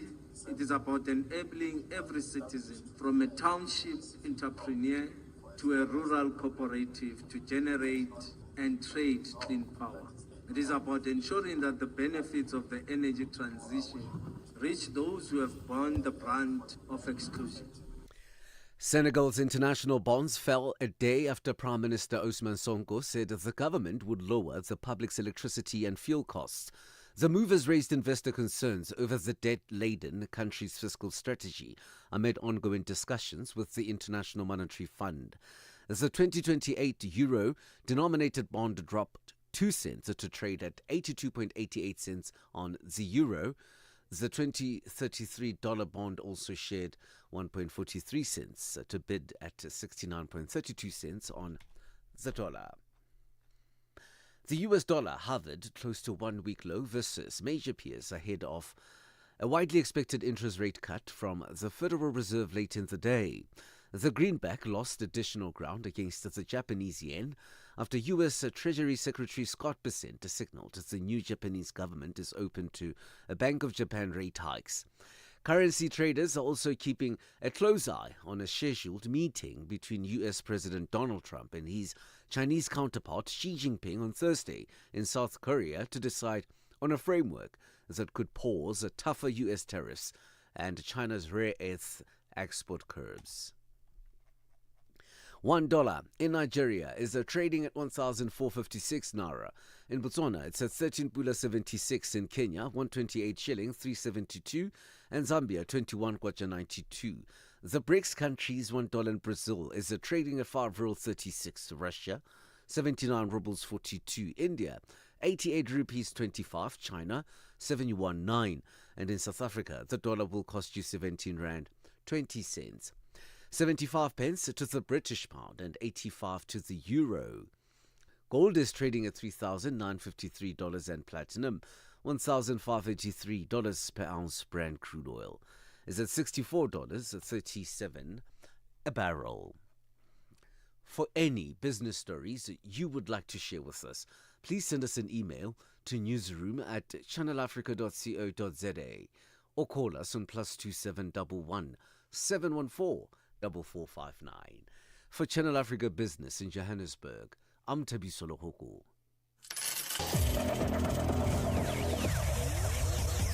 Business news on Channel Africa. The African perspective. Bringing you the energy, news, and good vibes to kickstart your day. This is Rise and Shine on Channel Africa.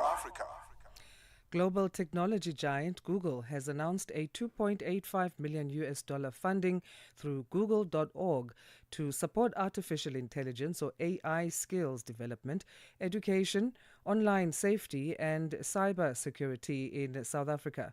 The announcement was made on Tuesday night at the opening of the AI Expo Africa at the Sandton Convention Centre, that's north of Johannesburg in South Africa.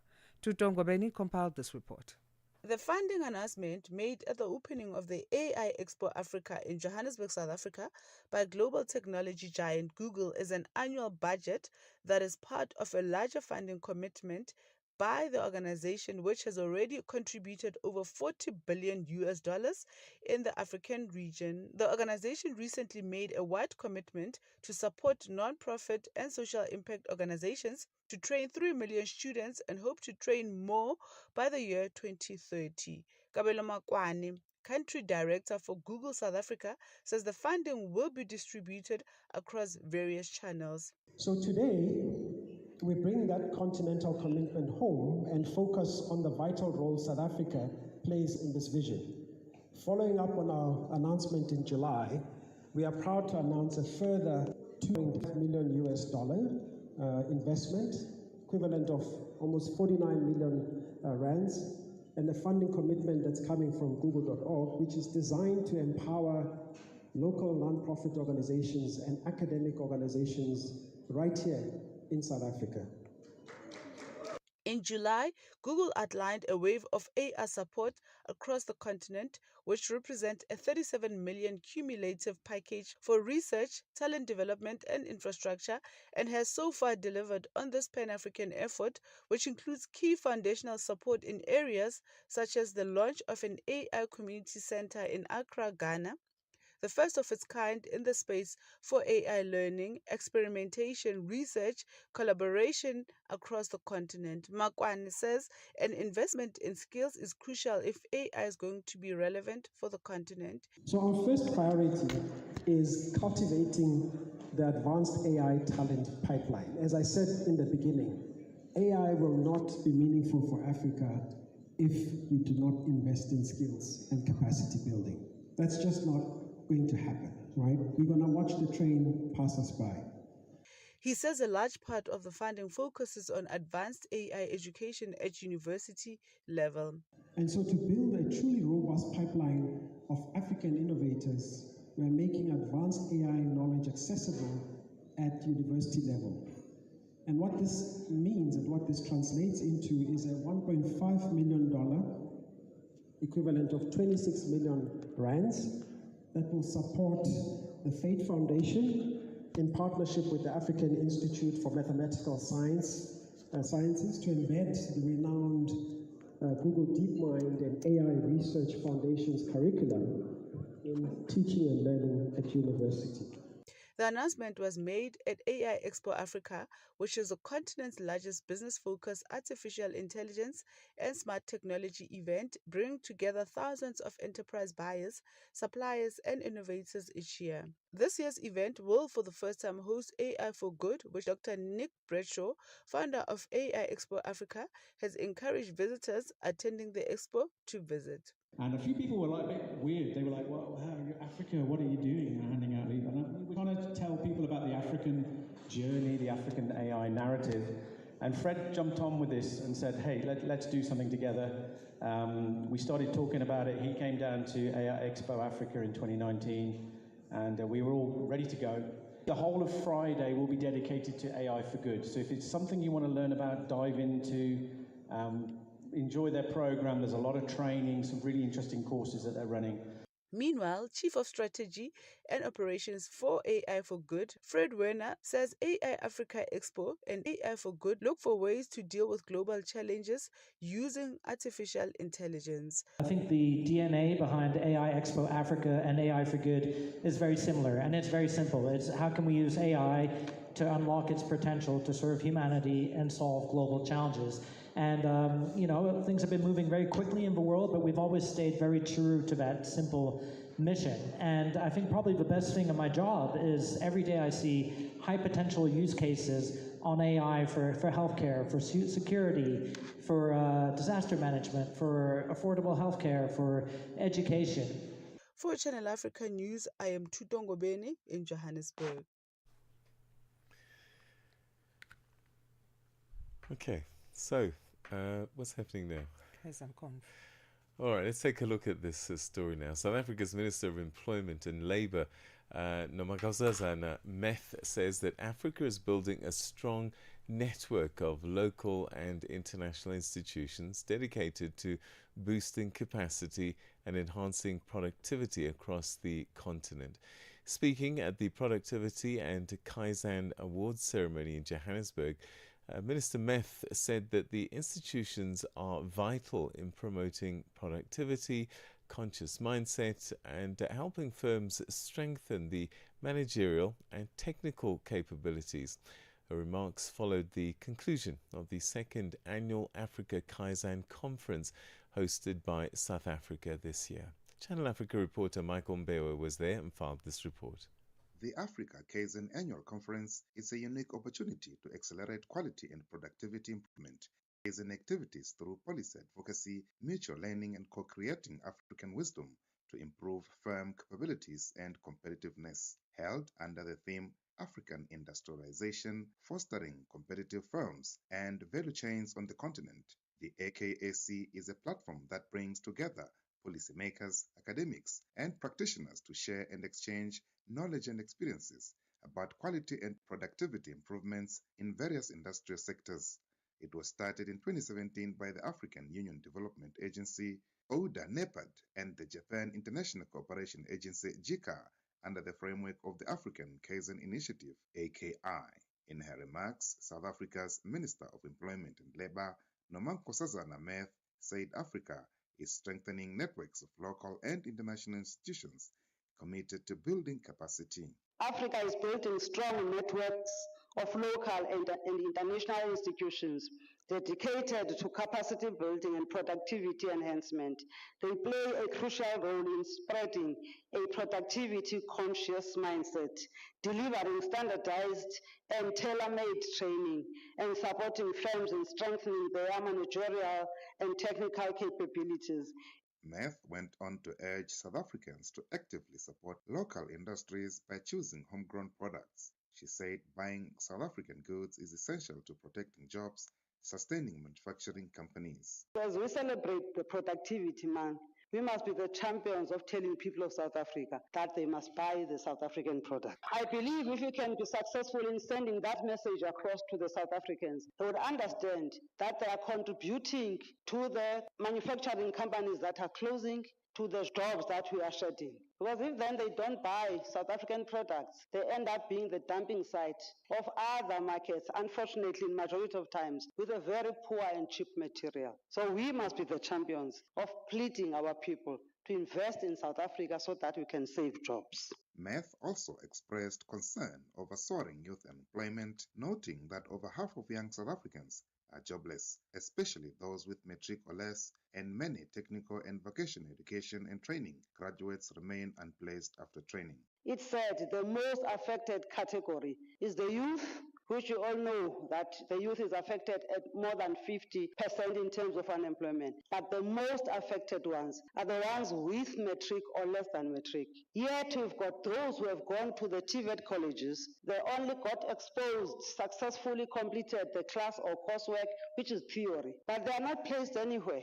And as such, they become the not in employment, not in education and training category of citizens, or they are referred to as those who've got matric and less. She called on stakeholders to collaborate with government to achieve their objectives. So I'm challenging the business, the private sector, to work with us as government as we go to recruit those TVET learners to qualify, and as we go to target also the graduates. We can do this thing together. It can't be left only to government alone. Meanwhile, the director for Japan International Cooperation Agency, Furukuyu Masayuki, highlighted that the Africa Kaizen Initiative, launched in 2017 with ODA NEPAD, has grown into a collaboration effort with the Pan-African Productivity Association and other partners to boost productivity, quality, and decent work opportunities for the youth across Africa. Actually, this Africa Kaizen initiative started in 2017 with AUDA NEPAD, is one of the implementation arm of the AU. But now we are working with Pan-African Productivity Association and other stakeholders to promote more productivity improvement and Kaizen initiatives. That's really getting Africans collaborative initiative, not only JICA or not only AUDA NEPAD is promoting. This is really collaborative initiative to promote better quality and productivity among Africa and creating the decent work for youth in future in Africa. Similarly, ODA NEPAD senior economist Professor Bartholomew Kingsley Ama reaffirmed that African Kaizen initiative, launched in 2017 with JICA, serves as a key platform for advancing industrial development, inclusive growth and job creation across the continent. We recall the following. One, that the Africa Kaizen Initiative, launched in 2017 by Outer NEPAD and JICA, serves as a strategic platform to promote Kaizen and QPI for industrial development, inclusive growth, and job creation across the African continent. We also recall Africa Kaizen Annual Conference is an integral component of AKI, providing an annual platform for policy dialogue, peer learning, and recognition of excellence through the Africa Kaizen Award. Professor Ama added that Agenda 2063 and the African Continental Free Trade Area Agreement emphasize industrialization and value chain integration, a key to Africa's inclusive and sustainable economic transformation.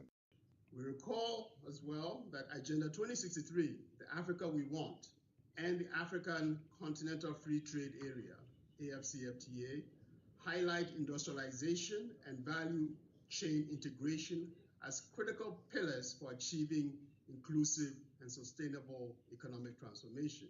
Michael Mbewe, Channel Africa News, Johannesburg. Israel's United Nations ambassador has referred to UN Special Rapporteur Francesca Albanese as a witch after the independent expert delivered her latest report on the human rights situation in the occupied Palestinian territory to the General Assembly's Third Committee in New York. The Special Rapporteur delivered her report virtually from Cape Town, South Africa, after delivering the Nelson Mandela Lecture in Johannesburg over the weekend, while being barred entry into the United States due to sanctions imposed by the U.S. Secretary of State, in what experts argue is a violation of international law.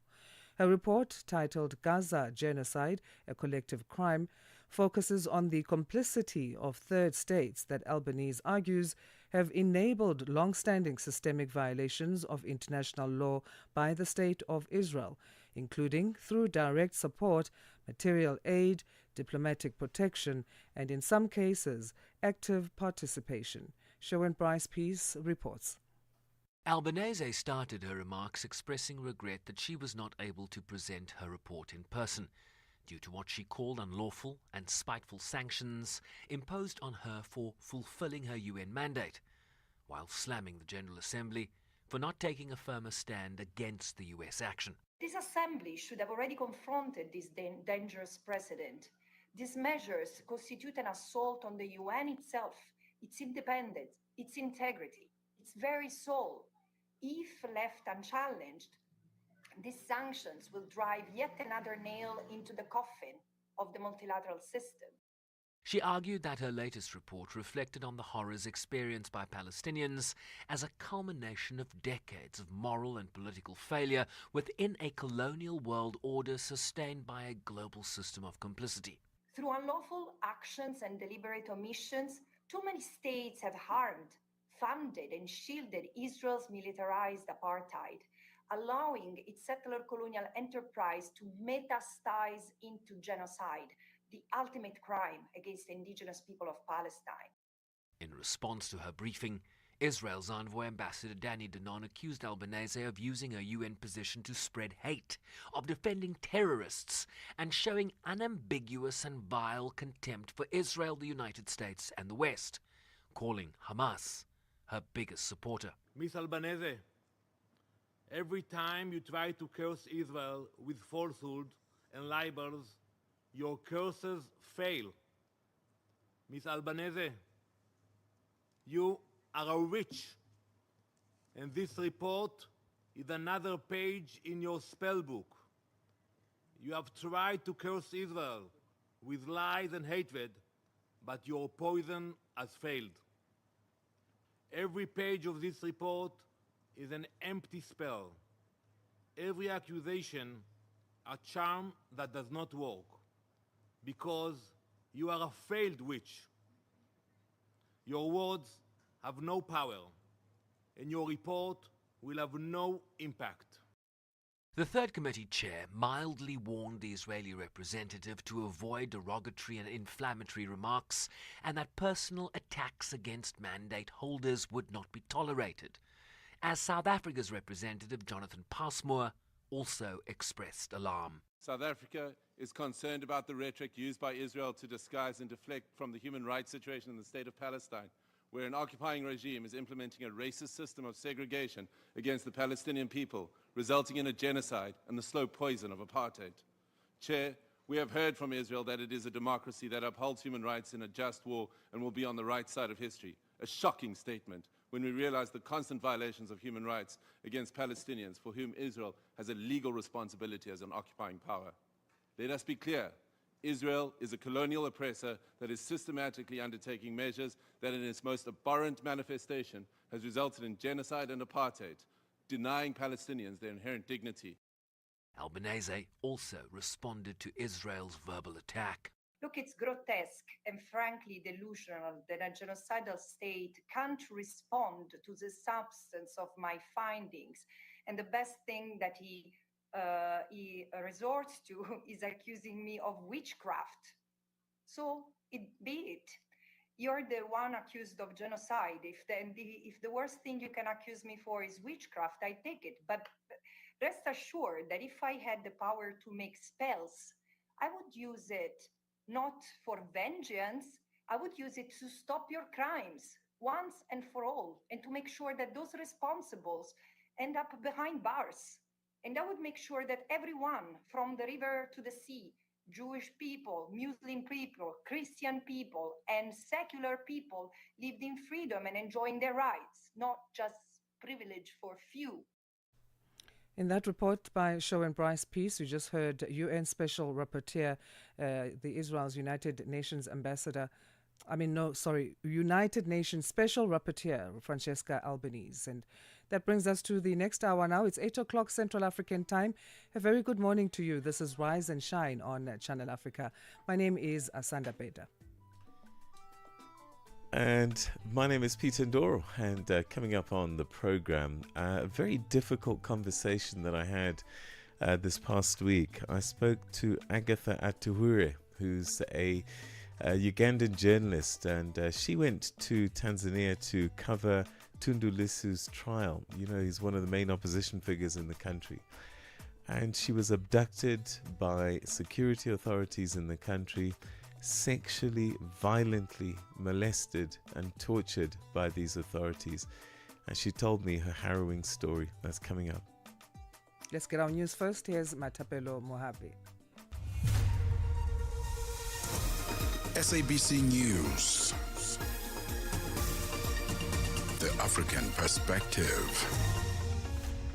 Thank you, Asanda, and good morning. Polls have opened in Tanzania, with the ruling party said to extend decades in power. President Samia Suluhu Hassan faces no real threat as opposition parties have been excluded. The presidential vote is being held without the leading opposition party, Chadema, whose leader, Tundu Lissu, is facing treason charges. The Electoral Commission has disqualified Chadema in April after it refused to sign an electoral code of conduct. Channel Africa correspondent Isaac Lukando. Polls have opened for just over an hour. People have turned out to vote. The voting commenced in an orderly fashion. The only way we can actually know who has come out, how many people have come out, is when we get official figures from the Independent Electoral Commission. But so far, things appear to be calm, appear to be peaceful. And people are turning out to vote. We're waiting to see how the day pans out. The Zimbabwe Independent Movement and Coalition of Concerned Citizens, ZIMCC, has urged Zimbabweans to remain vigilant and defend their democratic rights. This follows the establishment of the Zimbabwe Anti-Presidential Criticism ZAPC group led by Andrew Basinawako. The movement has accused the ZAPC of intentions to intimidate and silence critics of the country's president, Emmerson Mnangagwa. Its national chairperson, General Sithole. The anti-presidential critic, it shows exactly that they are pro the president. They are not in a position to accept any criticism, be it constructive criticism or a criticism which may not be constructive. And that on its own undermines the sense of the human right in the country, especially Section 61 one, where we are having the coverage of the freedom of expression in one point. So it is subject to them. Cannot allow a situation where the president is having a closed space of criticism. That is why we raised a concern. Investigations into the plane crash that killed 10 tourists in Kenya are underway. 10 Hungarian and German tourists were killed along with a Kenyan pilot when the light aircraft crashed on Tuesday. It went down shortly after takeoff near the town of Kwale while flying from the beach resort of Diani to the Masai Mara Game Reserve. The BBC's Keso Wandera has the details. The aircraft operated by Mombasa Air Safari was carrying 8 Hungarians, 2 Germans and a Kenyan pilot. All on board were killed. Authorities say the plane came down about 10 kilometers from Kwale town near the Indian Ocean coastline. Investigators are looking into the cause, though they said heavy rain and mist were reported at the time. The airline said its focus was on supporting the families affected. The Masai Mara is a world-famous wildlife reserve, attracting thousands of international tourists every year. On to this now. The South African Commission of Inquiry into the Truth and Reconciliation Commission cases has decried lack of cooperation from certain government departments and agencies. President Cyril Ramaphosa set up the Commission of Inquiry in May this year to investigate delays in the investigation and prosecution of cases referred by the TRC. The Commission seeks to determine if improper influence hindered the prosecution of apartheid-era crimes. The Commission's Lionel Adenoff. The TRC cases inquiry is concerned that despite the request for information issued almost 2 months ago, the Rule 3.3 notices issued, correspondence sent, and the first directive issued 2 weeks ago, certain government departments and entities, as well as various government leaders, have not yet complied with any of these. This has an obvious direct impact on our work and our ability to prepare for the hearings set for the 10th of November, and ultimately on the time allocated for the conclusion of the inquiry's work. And floods triggered by record heavy rains have killed at least 9 people and left 5 others missing in central Vietnam. Over 103,000 houses have been inundated, mostly in Hue and Hoi An, the country's top tourist sites. The floods have caused widespread property damage, especially during the storm season from June to October. Water levels in Da Nang have reached maximum depths, and floods continue to low-lying areas along rivers and urban areas. Landslides have occurred in several areas, cutting off traffic and knocking down power grids. Heavy rain is expected to continue in central Vietnam over the next 2 days. For any news stories you'd like to share with us, please send an email to newsroom@channelafrica.co.za or call us on +2711 714 4459. For Channel Africa News, I am Matapela Mahabe. SABC News. The African Perspective.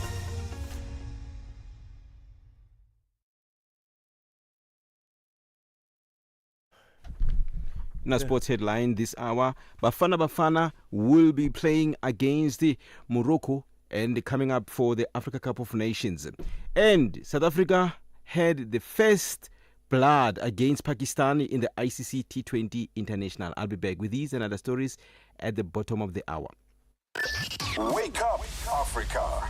Peter Ndoro and Asanda Beda are here to help you rise and shine. Weekdays, 6 till 9 a.m. Central African Time. Only on Channel Africa.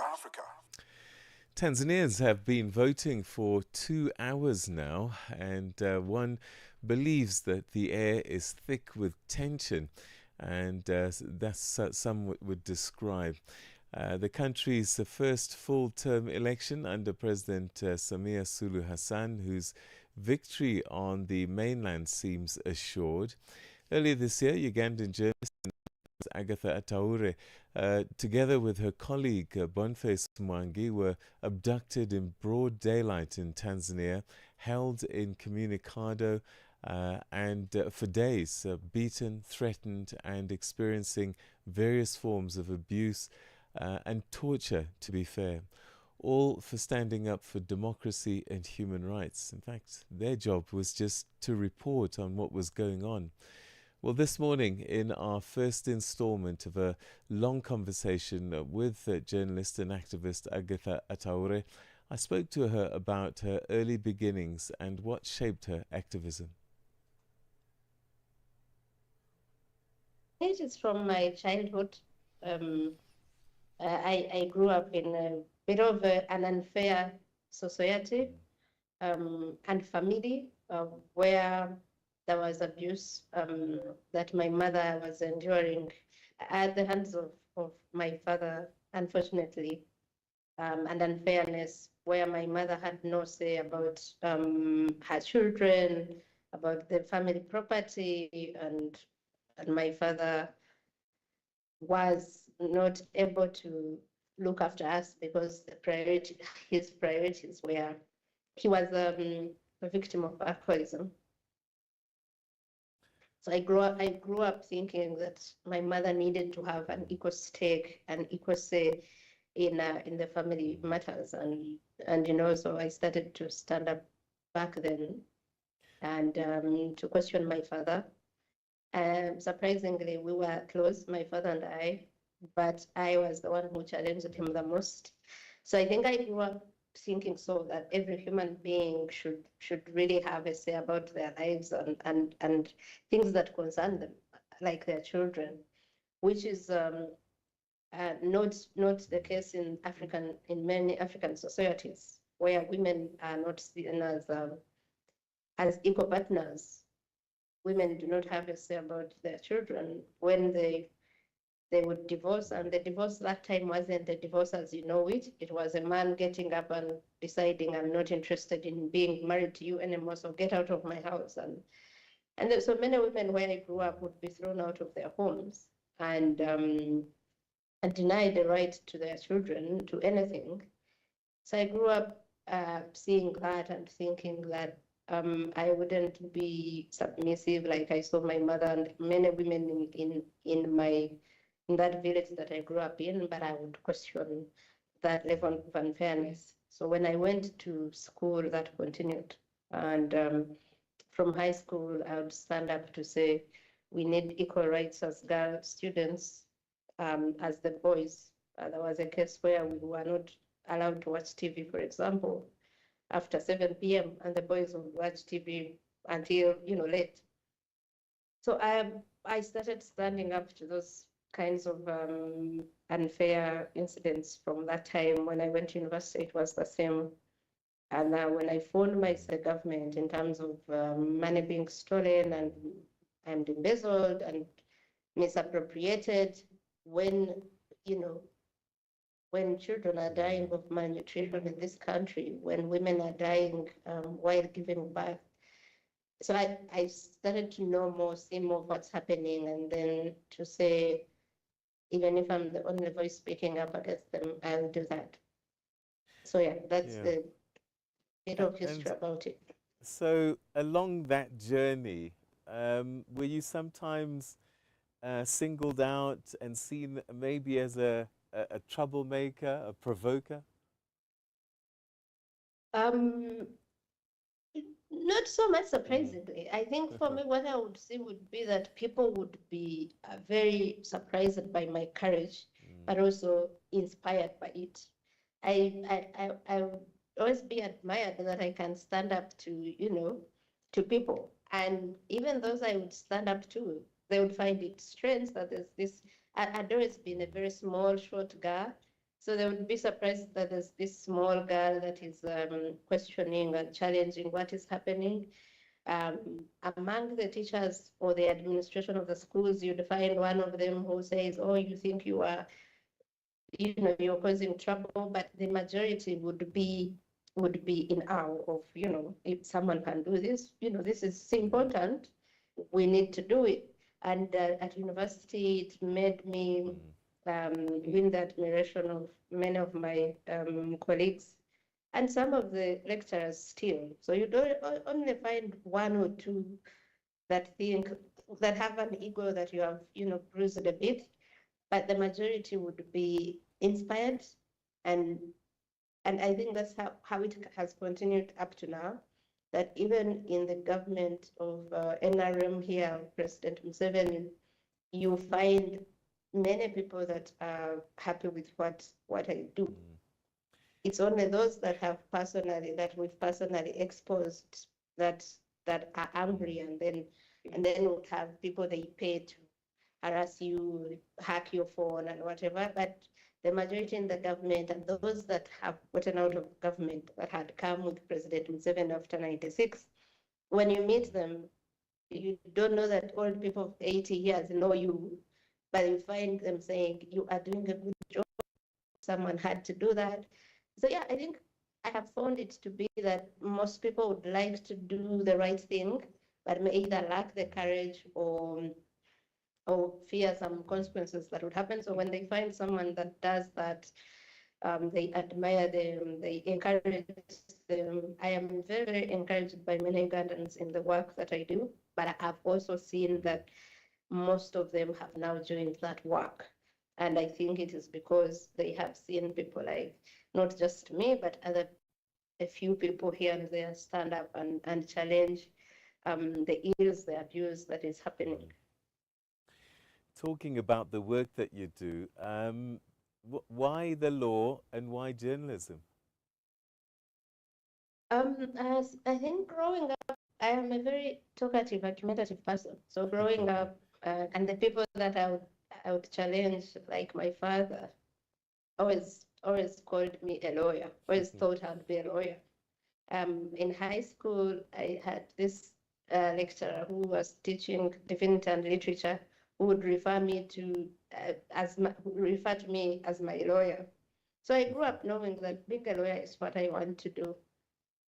Unfortunately, I couldn't do law as the first degree because I didn't get enough grades for government sponsorship for it, and I didn't have money to sponsor myself for it. So I went for journalism, and but I had told myself that I would go back and study law. It felt like a dream, something I had to do. So 3 years into or 4 years into the journalism career, I started to think more about going to law school. I felt more compelled because I thought that journalism was not achieving the impact I want to achieve.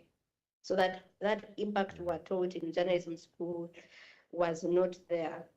You write stories about corrupt people, you put all the evidence there, and these people are not prosecuted for that. And life remains, it remains business as usual for them.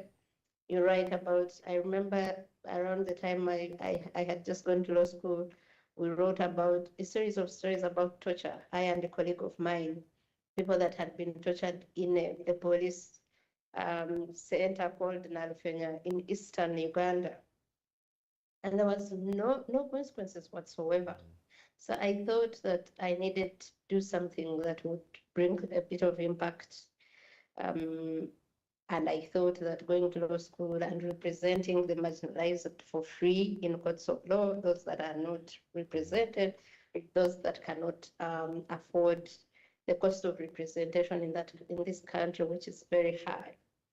Those who don't even know their rights. I grew up knowing that my mother doesn't know that she has rights, doesn't know that if you're married to someone, what they own, you own also 50% of it. She would be at the mercy of my father all the time. So I grew up knowing that there are so many people in Uganda that do not know their rights, that do not know what to do when their rights are violated. So I went to do law thinking that I would now go to court and represent these people. Now, along the way that changed, I realized I continued to study the law, but I realized that it's hard to practice law in a lawless country. So by the time I finish law school, I am thinking that it's better to practice it in the court of public opinion, put this evidence in the court of public opinion, let Ugandans be the ones to know what's happening and be the ones to take action about it, because the courts are not doing that. All right, so we're going to go to Tanzania now, but before that, you'd written already and exposed things already. Had you ever felt threatened with genuine physical harm before you went to Tanzania? So when I started occupying the space that I do now, the activism space, because I moved from a conventional newsroom to publishing on online on the digital platforms. Now, publishing on the digital platforms meant that you are reaching more people, they are responding in real time, they are getting agitated and angry about what's happening. So now people started to see that I am causing them trouble, as you might call it. So around 2022, I started to feel unsafe because that time the Speaker of Parliament that I had written about procuring cars, luxurious cars irregularly without following procurement procedures, had started, causing arrests, illegal arrests, of course, of everyone that she suspected to have been my source from Parliament.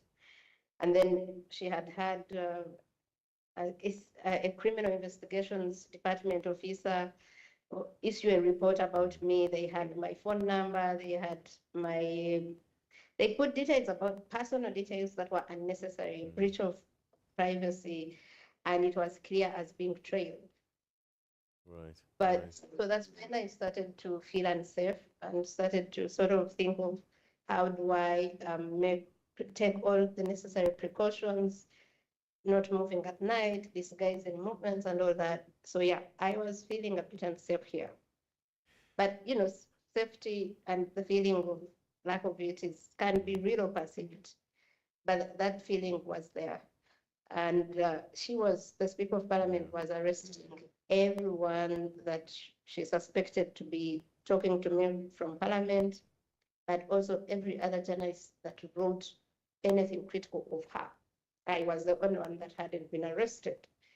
And I always attributed that to two things. One, I come from Western Uganda, where the ruling family now comes from. So there's always this feeling in this country that everyone from that side is protected or knows someone high or whatever.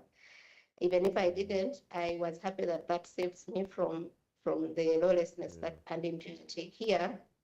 And I think too was because I got recognition at international levels that maybe made them think that my arrest or anything happening to me might cause some international, chaos they don't want to deal with. I don't know, but I suspected so. But still, I kept feeling that I need to be on the lookout.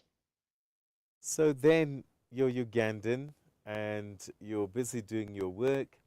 What compelled you to cross the border and go to Tanzania? Why did you have to go there? Okay, so I think that you can tell that we are dealing with an East African community, an integration that is more real when it comes to political dictatorship. Because before what happened to me in Tanzania happened, Uganda's opposition leader had been abducted in Kenya with his aid and had been illegally extradited to Uganda and charged in military courts. Before him, another 36 activists belonging to his party had been abducted from Kenya, still in Kisumu. Before that, I think after him in January, Maria Sehai from Tanzania, there was an attempted kidnap on her in Nairobi. So we started to see these sorts of efforts that they were working together, that we're dealing with autocrats that are working together. So we started to have these conversations amongst ourselves. And I mean, because if you are doing this work, you're going to meet in spaces with people that are doing similar work in Tanzania, that are doing similar work in Kenya. So the people that we had made to be doing the same work, we started to say, but we cannot liberate ourselves without liberating the entire region. Because now it turned out that you're not only unsafe in your country, you're also going to be unsafe in a neighboring country. Previously, in all the struggles in Africa, struggles for independence, struggles against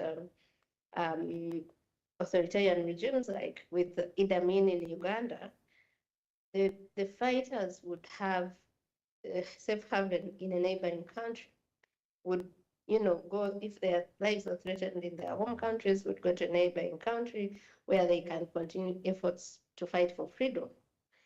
But now you would see that going to Nairobi, you will not feel as safe as you felt before. So we knew that it was incumbent on us to also consolidate efforts and look at the struggle in that way. So we decided to work together. And in that effort, the Kenyans had protested against that abduction of Kizza Besigye. I think they protested in Nairobi. I don't remember the time. Have been early this year. So we were taking steps towards now working together, standing in solidarity with each other. When I was arrested in January in Uganda after I participated in a protest to end trial of civilians in military courts, it's the Kenyans that stood with me, that ran campaigns for our freedom, I and the colleagues I was with. So we started to really now concretize these efforts that we are going to stand with each other. Now, when Tundu Lissu is arrested in April, I think, we start talking about how do we go about it. The first thing we were aware of is the fact that Tanzania, because it speaks, it's predominantly Swahili-speaking country, there's no information that goes to the world. There's no information that comes in, not much at least. So we wanted to give this case visibility for the political persecution it is. So we went there to stand in solidarity with Tundu Lissu for an open court hearing, but to also write about it. As a journalist, the journalist that I am, was to write about it. You always have journalists traveling to these countries to follow up cases. So that's what it was. We went for an open court hearing. We reached there. I was able to go to court. Boniface wasn't, because they had started harassing him in the night that we arrived because of a post he had put on X about the detention and deportation of former Minister of Justice Martha Karua and two other ladies. Just before you carry on with your story, I'm Yeah. curious, before you left, did you have any idea of what could happen, the danger that might befall you by going into Tanzania, particularly for such a highly charged story? No, I didn't. So I will admit my ignorance about what was happening in Tanzania, about the level of dictatorship, of brutality in Tanzania. I, a next door neighbor here, didn't know. Right. But because that morning on Sunday, Martha Karua and our two other colleagues had been deported, I went thinking that even me, I might be deported. So I thought deportation is the worst that can happen. In fact, I told my friends who said, "But are you sure you still want to go?" I said, "But what's the worst that can happen? If they deport me," so I told a friend that dropped me at Entebbe International Airport, I said, you stay around so that if I am brought back, pick me up, because it would have been in the dead of the night, maybe midnight. But when I am just let in, I informed them that I've been let into the country. They didn't even ask me any questions. I entered without any incident and went straight to the Serena Hotel, where about 4 other colleagues were, including Boniface Mwangi. So yeah, I didn't know that I didn't know the level of danger. Yeah. So take us through then the events. What then happened? Yeah, so the events, so I get to the Serena at around 11 p.m. on a Sunday or 11:30 thereabouts. And I am very exhausted, so I just send messages to inform the colleagues there that I have arrived, because everyone was worried I could be taken back. That's what the worry was, that we could be just I deported back home. So I switch off my phone and go to sleep. I tell colleagues, including Boniface, that I have seen them in the morning at breakfast. We had planned to have a debrief at breakfast at 8 or 7 a.m. before we go to court. So I go to bed, I switch off the phone and go to sleep. I wake up in the morning and I found so many missed calls, so many messages. And the messages that I first read were from Boniface Mwangi's wife, Njeri. And she is telling me that they came for Boniface in the dead of the night. They were not able to take him, but they were checking to see if they haven't come for me as well.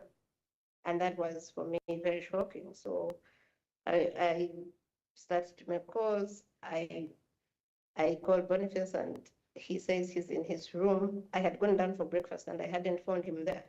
So I asked him and he says he's afraid to leave his room. He had barricaded the door. He sent me a photo. So I asked him, what room is this?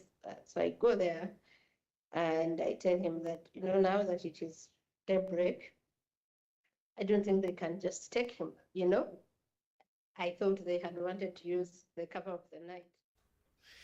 That was Ugandan journalist and human rights activist Agatha Tahure. In this conversation, she shared her personal experiences that shaped her voice and convictions. And over the next 2 days, we'll be bringing you the remaining parts of this powerful 3-part interview. And there she gives us a little bit more detail about her abduction and what she had to endure at the hands of Tanzanian authorities. And you can hear all of that over the next 2 days right here on Rise and Shine. And also just to let you know that the full version of that conversation can be heard on our Channel Africa Conversations podcast, which will be published tomorrow. So you can look out for that as well. It's quite a story you don't want to miss. Right now, it's time for your news headlines. Here's Matapelo Mahape. SABC News. Headlines. The African Perspective. Thank you, Peter. Headlines this hour. Polls have opened in Tanzania. This as the country's ruling party, backed by President Samia Suluhu Hassan, is said to extend its rule, with opposition parties excluded, including Chadema, which Electoral Commission had disqualified in April after it refused to sign an electoral code of conduct. And Namibia has been recognized for its leadership in advancing the Women, Peace and Security WPS agenda at the United Nations in New York, marking 25 years since the adoption of a UN Security Council Resolution 1325. And Colombia's President Gustavo Petro has accused the U.S. of using its campaign against drug traffickers as a pretext for military intervention. More details on these and other stories at top of the hour. SABC News. Headlines. The African Perspective. Now we check in with the world of sports as we get the latest news from Fikile Lingwati. Sports on Channel Africa. The African Perspective. We kick off with football news this hour. 2022 bronze medalists Nigeria have been eliminated from the ongoing FIFA Under-17 Women's World Cup after a 4-0 defeat by Italy, who took their tournament tally to 4 wins in as many matches. The Flamingos entered the game determined to prove that their passage into the round of 16 was no fluke. The defeat ended Nigeria's interest in the ongoing championship in Morocco, but the Flamingos must immediately commence preparations for the qualifying series for next year's edition of the FIFA Under-17 Women's World Cup Finals, which is now an annual event. Cricket news. Proteas bowling all-rounder George Linde produced a sublime showing with both bat and ball to earn himself the Player of the Match accolade, as South Africa beat Pakistan by 55 runs to go 1-0 up in the first of 3 T20 internationals. He says they knew they could defend their score. Yeah, obviously we know it's a high-scoring ground, but we felt the wicket didn't play as it normally does. I'm not saying we were comfortable with 195, but if we bowled well, which we did, we knew we could defend it. He says they had a good plan going into the game and executed it well. He says they relied on that know-how to navigate their way through the game. Yeah, we didn't look too far ahead. We just play as we see it. We've got a lot of experience in our squad and younger players that's very exciting to watch. And yeah, we just had good game plans, and I think we executed, especially the seamers. They were amazing in this game. And finally, with the Volleyball Confederation of African Volleyball, CAVB President Buchra Hajij paid a courtesy call to Kenya Pipeline Company Managing Director Joe Seng. Hajij thanked the company for its long-standing support towards Kenyan volleyball and Africa at large. Kenya Pipeline Company own Kenya Pipeline Women's Volleyball, one of Africa's biggest teams with 6 titles to their name and multiple national crowns to boot. Hajij described the team as pivotal to Africa's story as a continent of volleyball talents. On his part, Seng pointed out that there is more to come from Kenya Pipeline Company as far as their relationship with sports is concerned. For any sports stories you'd like to share with us, please send an email to newsroom@channelafrica.co.za or call us on +2711 714 4459. This is Channel Africa Sport with me, Figile Lingwati. Sports on Channel Africa. The African Perspective. Es-tu préoccupé par quelque chose? Es-tu passionné par les questions qui comptent? As-tu une voix qui mérite d'être entendue? Eh bien, nous avons la plateforme parfaite pour toi. Téléphone-nous ou fais-nous un WhatsApp au +27 66 408 87 42 et nous te rappellerons. Sois dans la conversation. Salut Channel Africa, ici Beno le diamant rouge aka Binal Export depuis le Cameroun, le pays des lions. Voilà. Sois dans la conversation. Il ne s'agit pas seulement de parler, mais c'est ta chance d'exprimer ton point de vue, de partager tes opinions et de t'engager avec une communauté qui valorise ton avis. Suivez-nous sur les réseaux sociaux, visitez notre site www.channelafrica.co.za et préparez-vous à partager vos points de vue sur Channel Africa, la perspective africaine. Are you fluent in French, Chinyanja, Portuguese, and Kiswahili? Are you passionate about radio? And are you looking to work in South Africa? Do you have papers that qualify you to work in South Africa? In that case, we might have an opportunity for you to work for Channel Africa. Send us your CV and demo at newsroom@channelafrica.co.za. Remember, if you don't hear from us within 14 days, it means you have not made it or you have not been selected. Channel Africa, the African Perspective. Download the SABC app and take Channel Africa with you everywhere you go. Do you want to know what's happening in the world of business, commerce, and economics? Well, if you do, then stand by, because up next is our look at business with Tabiso Lihuko. Business news on Channel Africa. The African Perspective. Thanks, Peter, and good morning. A global technology giant Google has announced $2.85 million of funding through google.org to support artificial intelligence, AI skills development, education, online safety and cybersecurity in South Africa. The announcement was made on Tuesday night at the opening of the AI Expo Africa at the Sentin Convention Center, north of Johannesburg in South Africa. Kabelo Makwani, Country Director at Google South Africa. Following up on our announcement in July, we are proud to announce a further $2.5 million investment equivalent of almost 49 million rands, and a funding commitment that's coming from Google.org, which is designed to empower local non-profit organizations and academic organizations right here in South Africa. South Africa's trade union, police and prisons civil rights union has demanded that management of the Bavian Spoort Correctional Centre in Pretoria withdraws the newly implemented shift changes pending a proper dispute resolution process. Yesterday, union members staged a protest after accusing the prison's management of victimizing and unlawfully suspending union representatives. The union is also demanding the immediate release of arrested members, an end to intimidation of workers, and the reinstatement of its chairperson.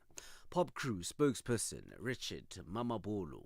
There has been a lot of discussion over the years about looking into changes into the shift system, so it cannot be the competence of a regional manager to actually make those changes. And of course, when members do complain about these changes, they then get suspended. So members have been trying to actually call a meeting with the management to look into all those challenges, and yet they've been met with resistance and arrogance. The Federal Inland Revenue Service says Nigeria's tax agency has instructed banks, stockbrokers and other financial institutions to deduct a 10% withholding tax on interest earned from investments in short-term securities. Prior to this directive, short-term bills were tax exempt to boost return for investors. The new directive requires tax to be deducted at the point of payment on instruments such as treasury bills, corporate bonds, promissory notes and bills of exchange.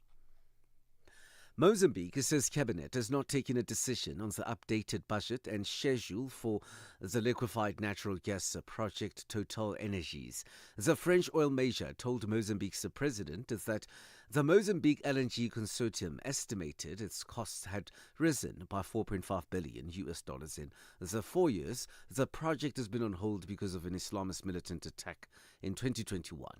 Total Energies and its partners wanted the development and production period extended by 10 years as partial compensation. If the cabinet approves of those new terms, the consortium will start construction of the project, which was previously estimated to cost $20 billion. The Federal Reserve is expected to cut interest rates by 0.25 percentage point as policymakers steer the U.S. economy based on limited data that has nevertheless kept concerns about the strength of the jobs markets on top of the mind.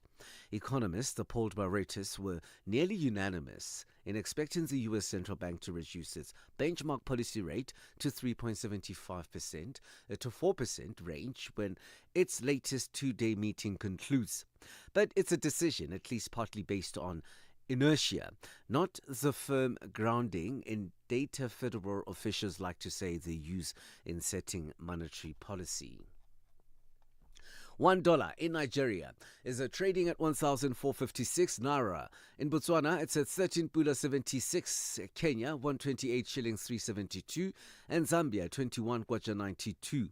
The BRICS countries in Brazil, the dollar there will cost you 5.36. Russia, 79 rubles 42. India, 88 rupees 25. China, 71.9. And in South Africa, the dollar will cost you 19 rand 20 cents. 75 pence to the British pound and 85 to the euro. Gold is trading at $3,953 and platinum $1,583 per ounce. Brent crude oil is at $64.37 a barrel.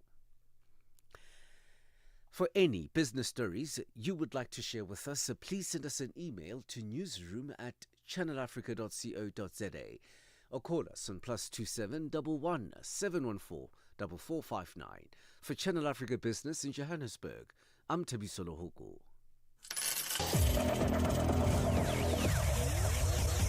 Business news on Channel Africa. The African perspective. Good morning starts here. Rise and shine on Channel Africa. The African perspective. Tanzanians are at the polls as we speak. They've been there since, in fact, about 2 hours ago now. And today they're electing a president, members of parliament, and councillors amid heightened security fears over demonstrations. A total of 17 political parties are participating in this year's polls, fielding 6 presidential candidates. The Independent National Electoral Commission has assured citizens that all the necessary measures are in place to guarantee a peaceful, safe and well-organised voting process. Channel Africa spoke to some Tanzanians ahead of the polls. I'm looking forward because everything has been going on as planned, and the campaigns with the ruling party have been going on, regardless of the threats and everything, regardless of many threats in the social medias. But I'm looking forward, the elections will go on. We have seen very peaceful movement of all 17 presidential candidates conducting the political rally in a peaceful manner. This has attracted me and made me think of going to the polling station to vote, and hopefully I will do that. As to whom I will vote for, that's between me and my ballot paper. I'm really delighted. I think I'll be the first person to get into the ballot post and ready to cast my vote to Mama Samia Suluhu Hassan, my very own first female president in Tanzania. Ni kijana anayejishughulisha. And is the youth that is doing something in town. Nashukuru, napenda kwa kuwa kesho ni siku ya kwenda kupiga kura. And I'm happy that it's the voting day. It's the day of voting. Kwa niaba ya kumchagua kiongozi wa nchi yangu. The opportunity that I'll be given to elect a leader that I think is good for my country. Na nafurahi kwa sababu kesho ni mapumziko pia kwa ajili ya uchaguzi mkuu. And I'm happy that it's a holiday just because it's a voting day. Kwa sababu mimi ni kijana anayetakiwa kujua nafasi yangu katika nchi yangu. And because I'm the youth who knows my position in my country. Kwa hiyo ni jambo la kumshukuru Mungu kwa kutupa nafasi ya kumchagua kesho rais wa nchi yetu. And I want to thank God because it's a day that God has given us to go and elect our president, and I'm so excited and I'm happy for it. Okay, so that's some of the voices of Tanzanians before the polls opened earlier this morning. And we'll be watching that story and giving you full coverage of that during the course of the day. So stay with us right here on Channel Africa. Get Channel Africa on DSTV Audio Bouquet. Channel 802. Let's shift matters to health topics now. As the world marks Stroke Day today, the 29th of October, South African music artist and stroke survivor Lira, together with the Stroke Survivors Foundation, have joined forces to raise awareness about stroke prevention, recovery and survivor empowerment. Through the campaign themed Show Your Hand for Stroke Survivors, the duo is launching the Blue Glove Challenge. It's a social movement calling on South Africans to wear one blue glove, take a photo, and post it with the hashtag Blue Glove Challenge to stand in solidarity with survivors and families affected by stroke. To talk to us further about World Stroke Day, we are now joined on the line by the founder of the Stroke Survivors Foundation and stroke survivor, George Scholar. George, thank you so much for joining us. How are you feeling today? Good morning. I'm feeling great. I got caught up in Joburg weather because it's raining overcast, so I've had to pull over. Yeah. I'm in my vehicle, so apologies for that. No problem, I as long as wasn't you're able safe. to get to the office. All Yes. right. So please take us through the work of your organization, the Stroke Survivors Foundation, and what the organization is doing on this day, World Stroke Day. So I think as the public understand that stroke can affect anyone. It doesn't take into account gender, age, race. So anyone can have a stroke, right?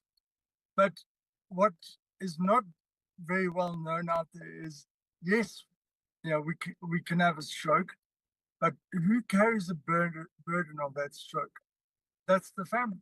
So you get into hospital, you treat it, and then you get discharged. Now that's when the stroke survivor's life starts. And that's when the family gets involved.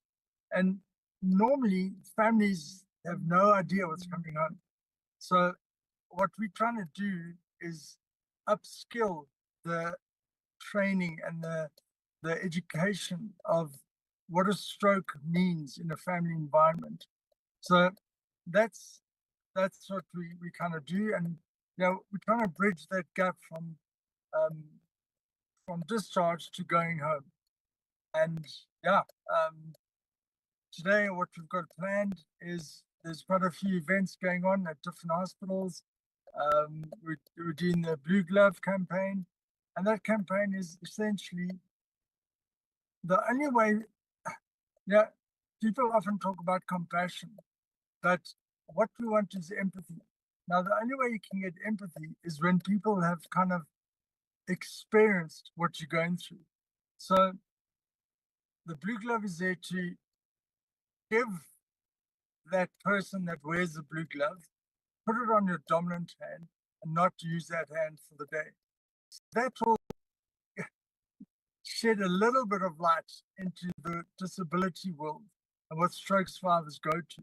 So we say to women, put the glove on and then try and do your hair, try and do your makeup. Put a bra on with one hand. To gentlemen, we say, tie your shoelaces, put a tie on with one hand. And that'll give them a bit of insight into disability and the frustrations that come with that. Right. And as we talk about getting that insight, what is the most important thing you would say it needs to be taken into account by families of those who have survived stroke from the time that that survivor leaves a rehabilitation center and now tries to come back to normal life, to also, move away from some of the misperceptions? And maybe you can also, if you want to, share some of your personal journey on that. So I think one of the biggest aspects that the stroke survivor and the families have to learn, and if they're not willing to learn, they will quickly be taught about patience. So the stroke survivor, you must understand their life has changed completely from one day to the next, and so has the family. So now you need to adjust to that, and that takes time, because if you're 20, 30, 40 years old, 50 years old, 60 years old, you spent most of your life as an able person. Now you're disabled. So there's a long period of adjustment, dealing with the disability, dealing with the loss. And with that brings in the stages of grief that not many know about. Now, the stroke survivor and the families experience the stages of grief, and not many people know about that. So if I can say, patience is probably the biggest aspect. In my case, when I had my stroke 17 years ago, within 6 months of going home, I lost my business and I got divorced. No one told my wife, your husband will improve in 6 months, in a year, or in 5 years' time. So she was a young woman. She was 31 years old. So I could understand her aspect, because I also didn't know the full impact of stroke on my life and me as a man. So it's education and patience. Everyone can survive a stroke. That's the message I want out there. But it takes a team to work through it. What are the signs of a possible stroke that people can look out for, and does it always involve stress? Stress is probably one of the biggest, and with stress comes hypertension and high blood pressure. So obviously the acronym BFAST is we are busy promoting that at the moment. And BFAST educates, essentially it's the signs of a stroke. The B is for balance, the E is for your eyesight. So if your eyesight gets a bit blurry, the F is for face, a drooping face. A is for arms, so only one arm, you can only raise one arm. S is for speech, like I just demonstrated. battle with your speech and slurring. And then T is time. Obviously, that's the most important one. The quicker you get treatment, the less damage to your brain. How long does an episode of a stroke typically last, and how long will the rehabilitation process thereafter take? I know you mentioned that it could be 6 months to a year to even 4 years. So that's a very difficult question to answer because no two strokes are the same. Yeah. So, somebody could have a mini stroke known as a TPA, a TIA, and that they could have a clot and then it unblocks quickly. So there's very little damage. As opposed to somebody who has a major stroke, it affects multiple parts of your brain. So recovery can take many, many, many years. And even me, 17 years down the line, I'm still every now and again go back to rehab and yeah, we become a work in progress, if I could state it that way. You mentioned that 240 strokes occur every day in South Africa as part of the organization's research. Is this in line with global standards, or is this figure alarming in comparison? And what can be done to reduce these figures? So firstly, we've spoken to Stats SA, and there are no exact stats on stroke. So that 240 is an estimate.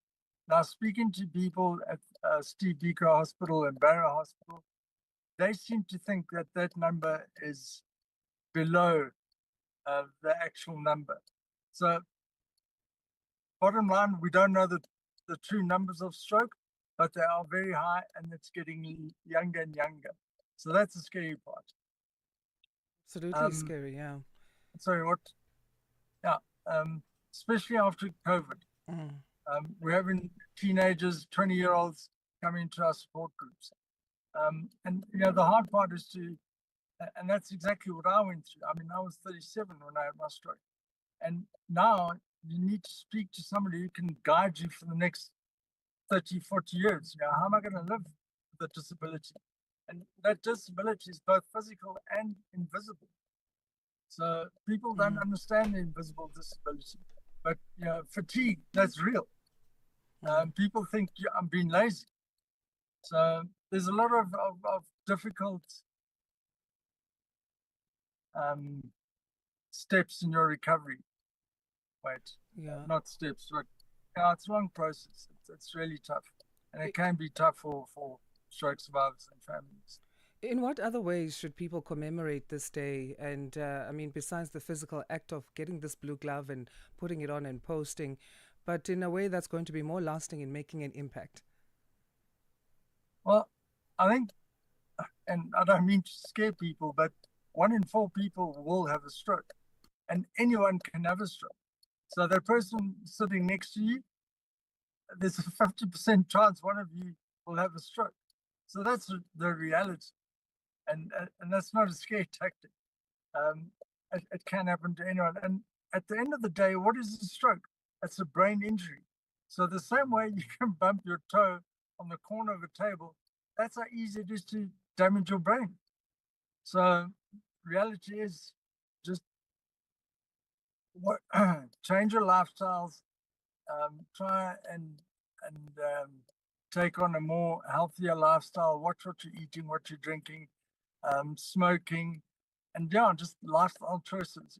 If you improve them and monitor your heart rate, you can avoid having a stroke, which I strongly recommend. George, thank you so much for your time and for sharing your story, as well as your boldness in your own journey, and that you keep moving forward. And thanks for educating us. Thank you. Have a good day further. You too. Thanks so much. That's George Scholar, a stroke survivor and founder of the Stroke Survivors Foundation. So they've entered into a partnership to create this movement with South African music artist and stroke survivor Lira. They're asking us to put our blue gloves on the dominant hand that you use mostly. Take a picture of that, post it, and hashtag Blue Glove Challenge. And this is a way of getting into the mind of those who are surviving stroke and the difficulties and frustrations they go through. It starts with, I guess, that awareness, and then it goes to education. So, after live footage of Rise and Shine is live footage of On the Move. Hey, how's it, guys? How are you, Benji? Brother Cool, Benjamin, cool. we greet you in the name of Jah Rastafari. Why? I don't know. Just like the sound of it. Okay, Peter, whatever you go with it, brother. You know? Okay, we're going to be talking about something very interesting. This weekend, we know that the Johannesburg streets were paraded with the rainbow colors. We know the queer community was out. Yes. And we've been doing this Pride Month conversations. And they've been so great, you know, because at times you think you know people and you know why they are, but, you know, we don't really know. And we always have to educate ourselves, especially around the LGBTQI plus community. Yeah. And I think every time there's like a new thing that comes in that we need to kind of understand a little bit further, right? And we know during this particular gathering of Pride Month in Johannesburg, there were a lot of controversial things that kind of came out, especially this idea of rainbow washing. Do you know the term rainbow washing? No. It's an interesting term. It's when corporates come in and they align themselves in inverted commas with the LGBTQI plus community, right? Yeah. But it seems like there's no real sincerity around it. So it's only for a campaign. It's only just to get some points. It's only for that social currency, but they're not really invested in the community itself. The pink dollar is huge money. Yeah. And so they can't afford to alienate it. But at the same time, they don't want to immerse themselves because other people might say something else. So it is an interesting conversation. Yeah. Sadly, we have to go, but we will be listening, Brother Benjamin. Sure. So we'll be back tomorrow, 6 till 9, bright and early. My name is Asanda Beda. And I'm Peter Ndora. Have an awesome day. Here's the news with Matapelo Mahape. SABC News. The African Perspective. Thank you, Peter. Top stories this hour. Polls have opened in Tanzania, and Colombia accuses U.S. of using campaign against drug traffickers. With the news at 9 o'clock, I'm Matabala Mahape. Good morning. Polls have opened in Tanzania, with the ruling party set to extend decades in power. President Samia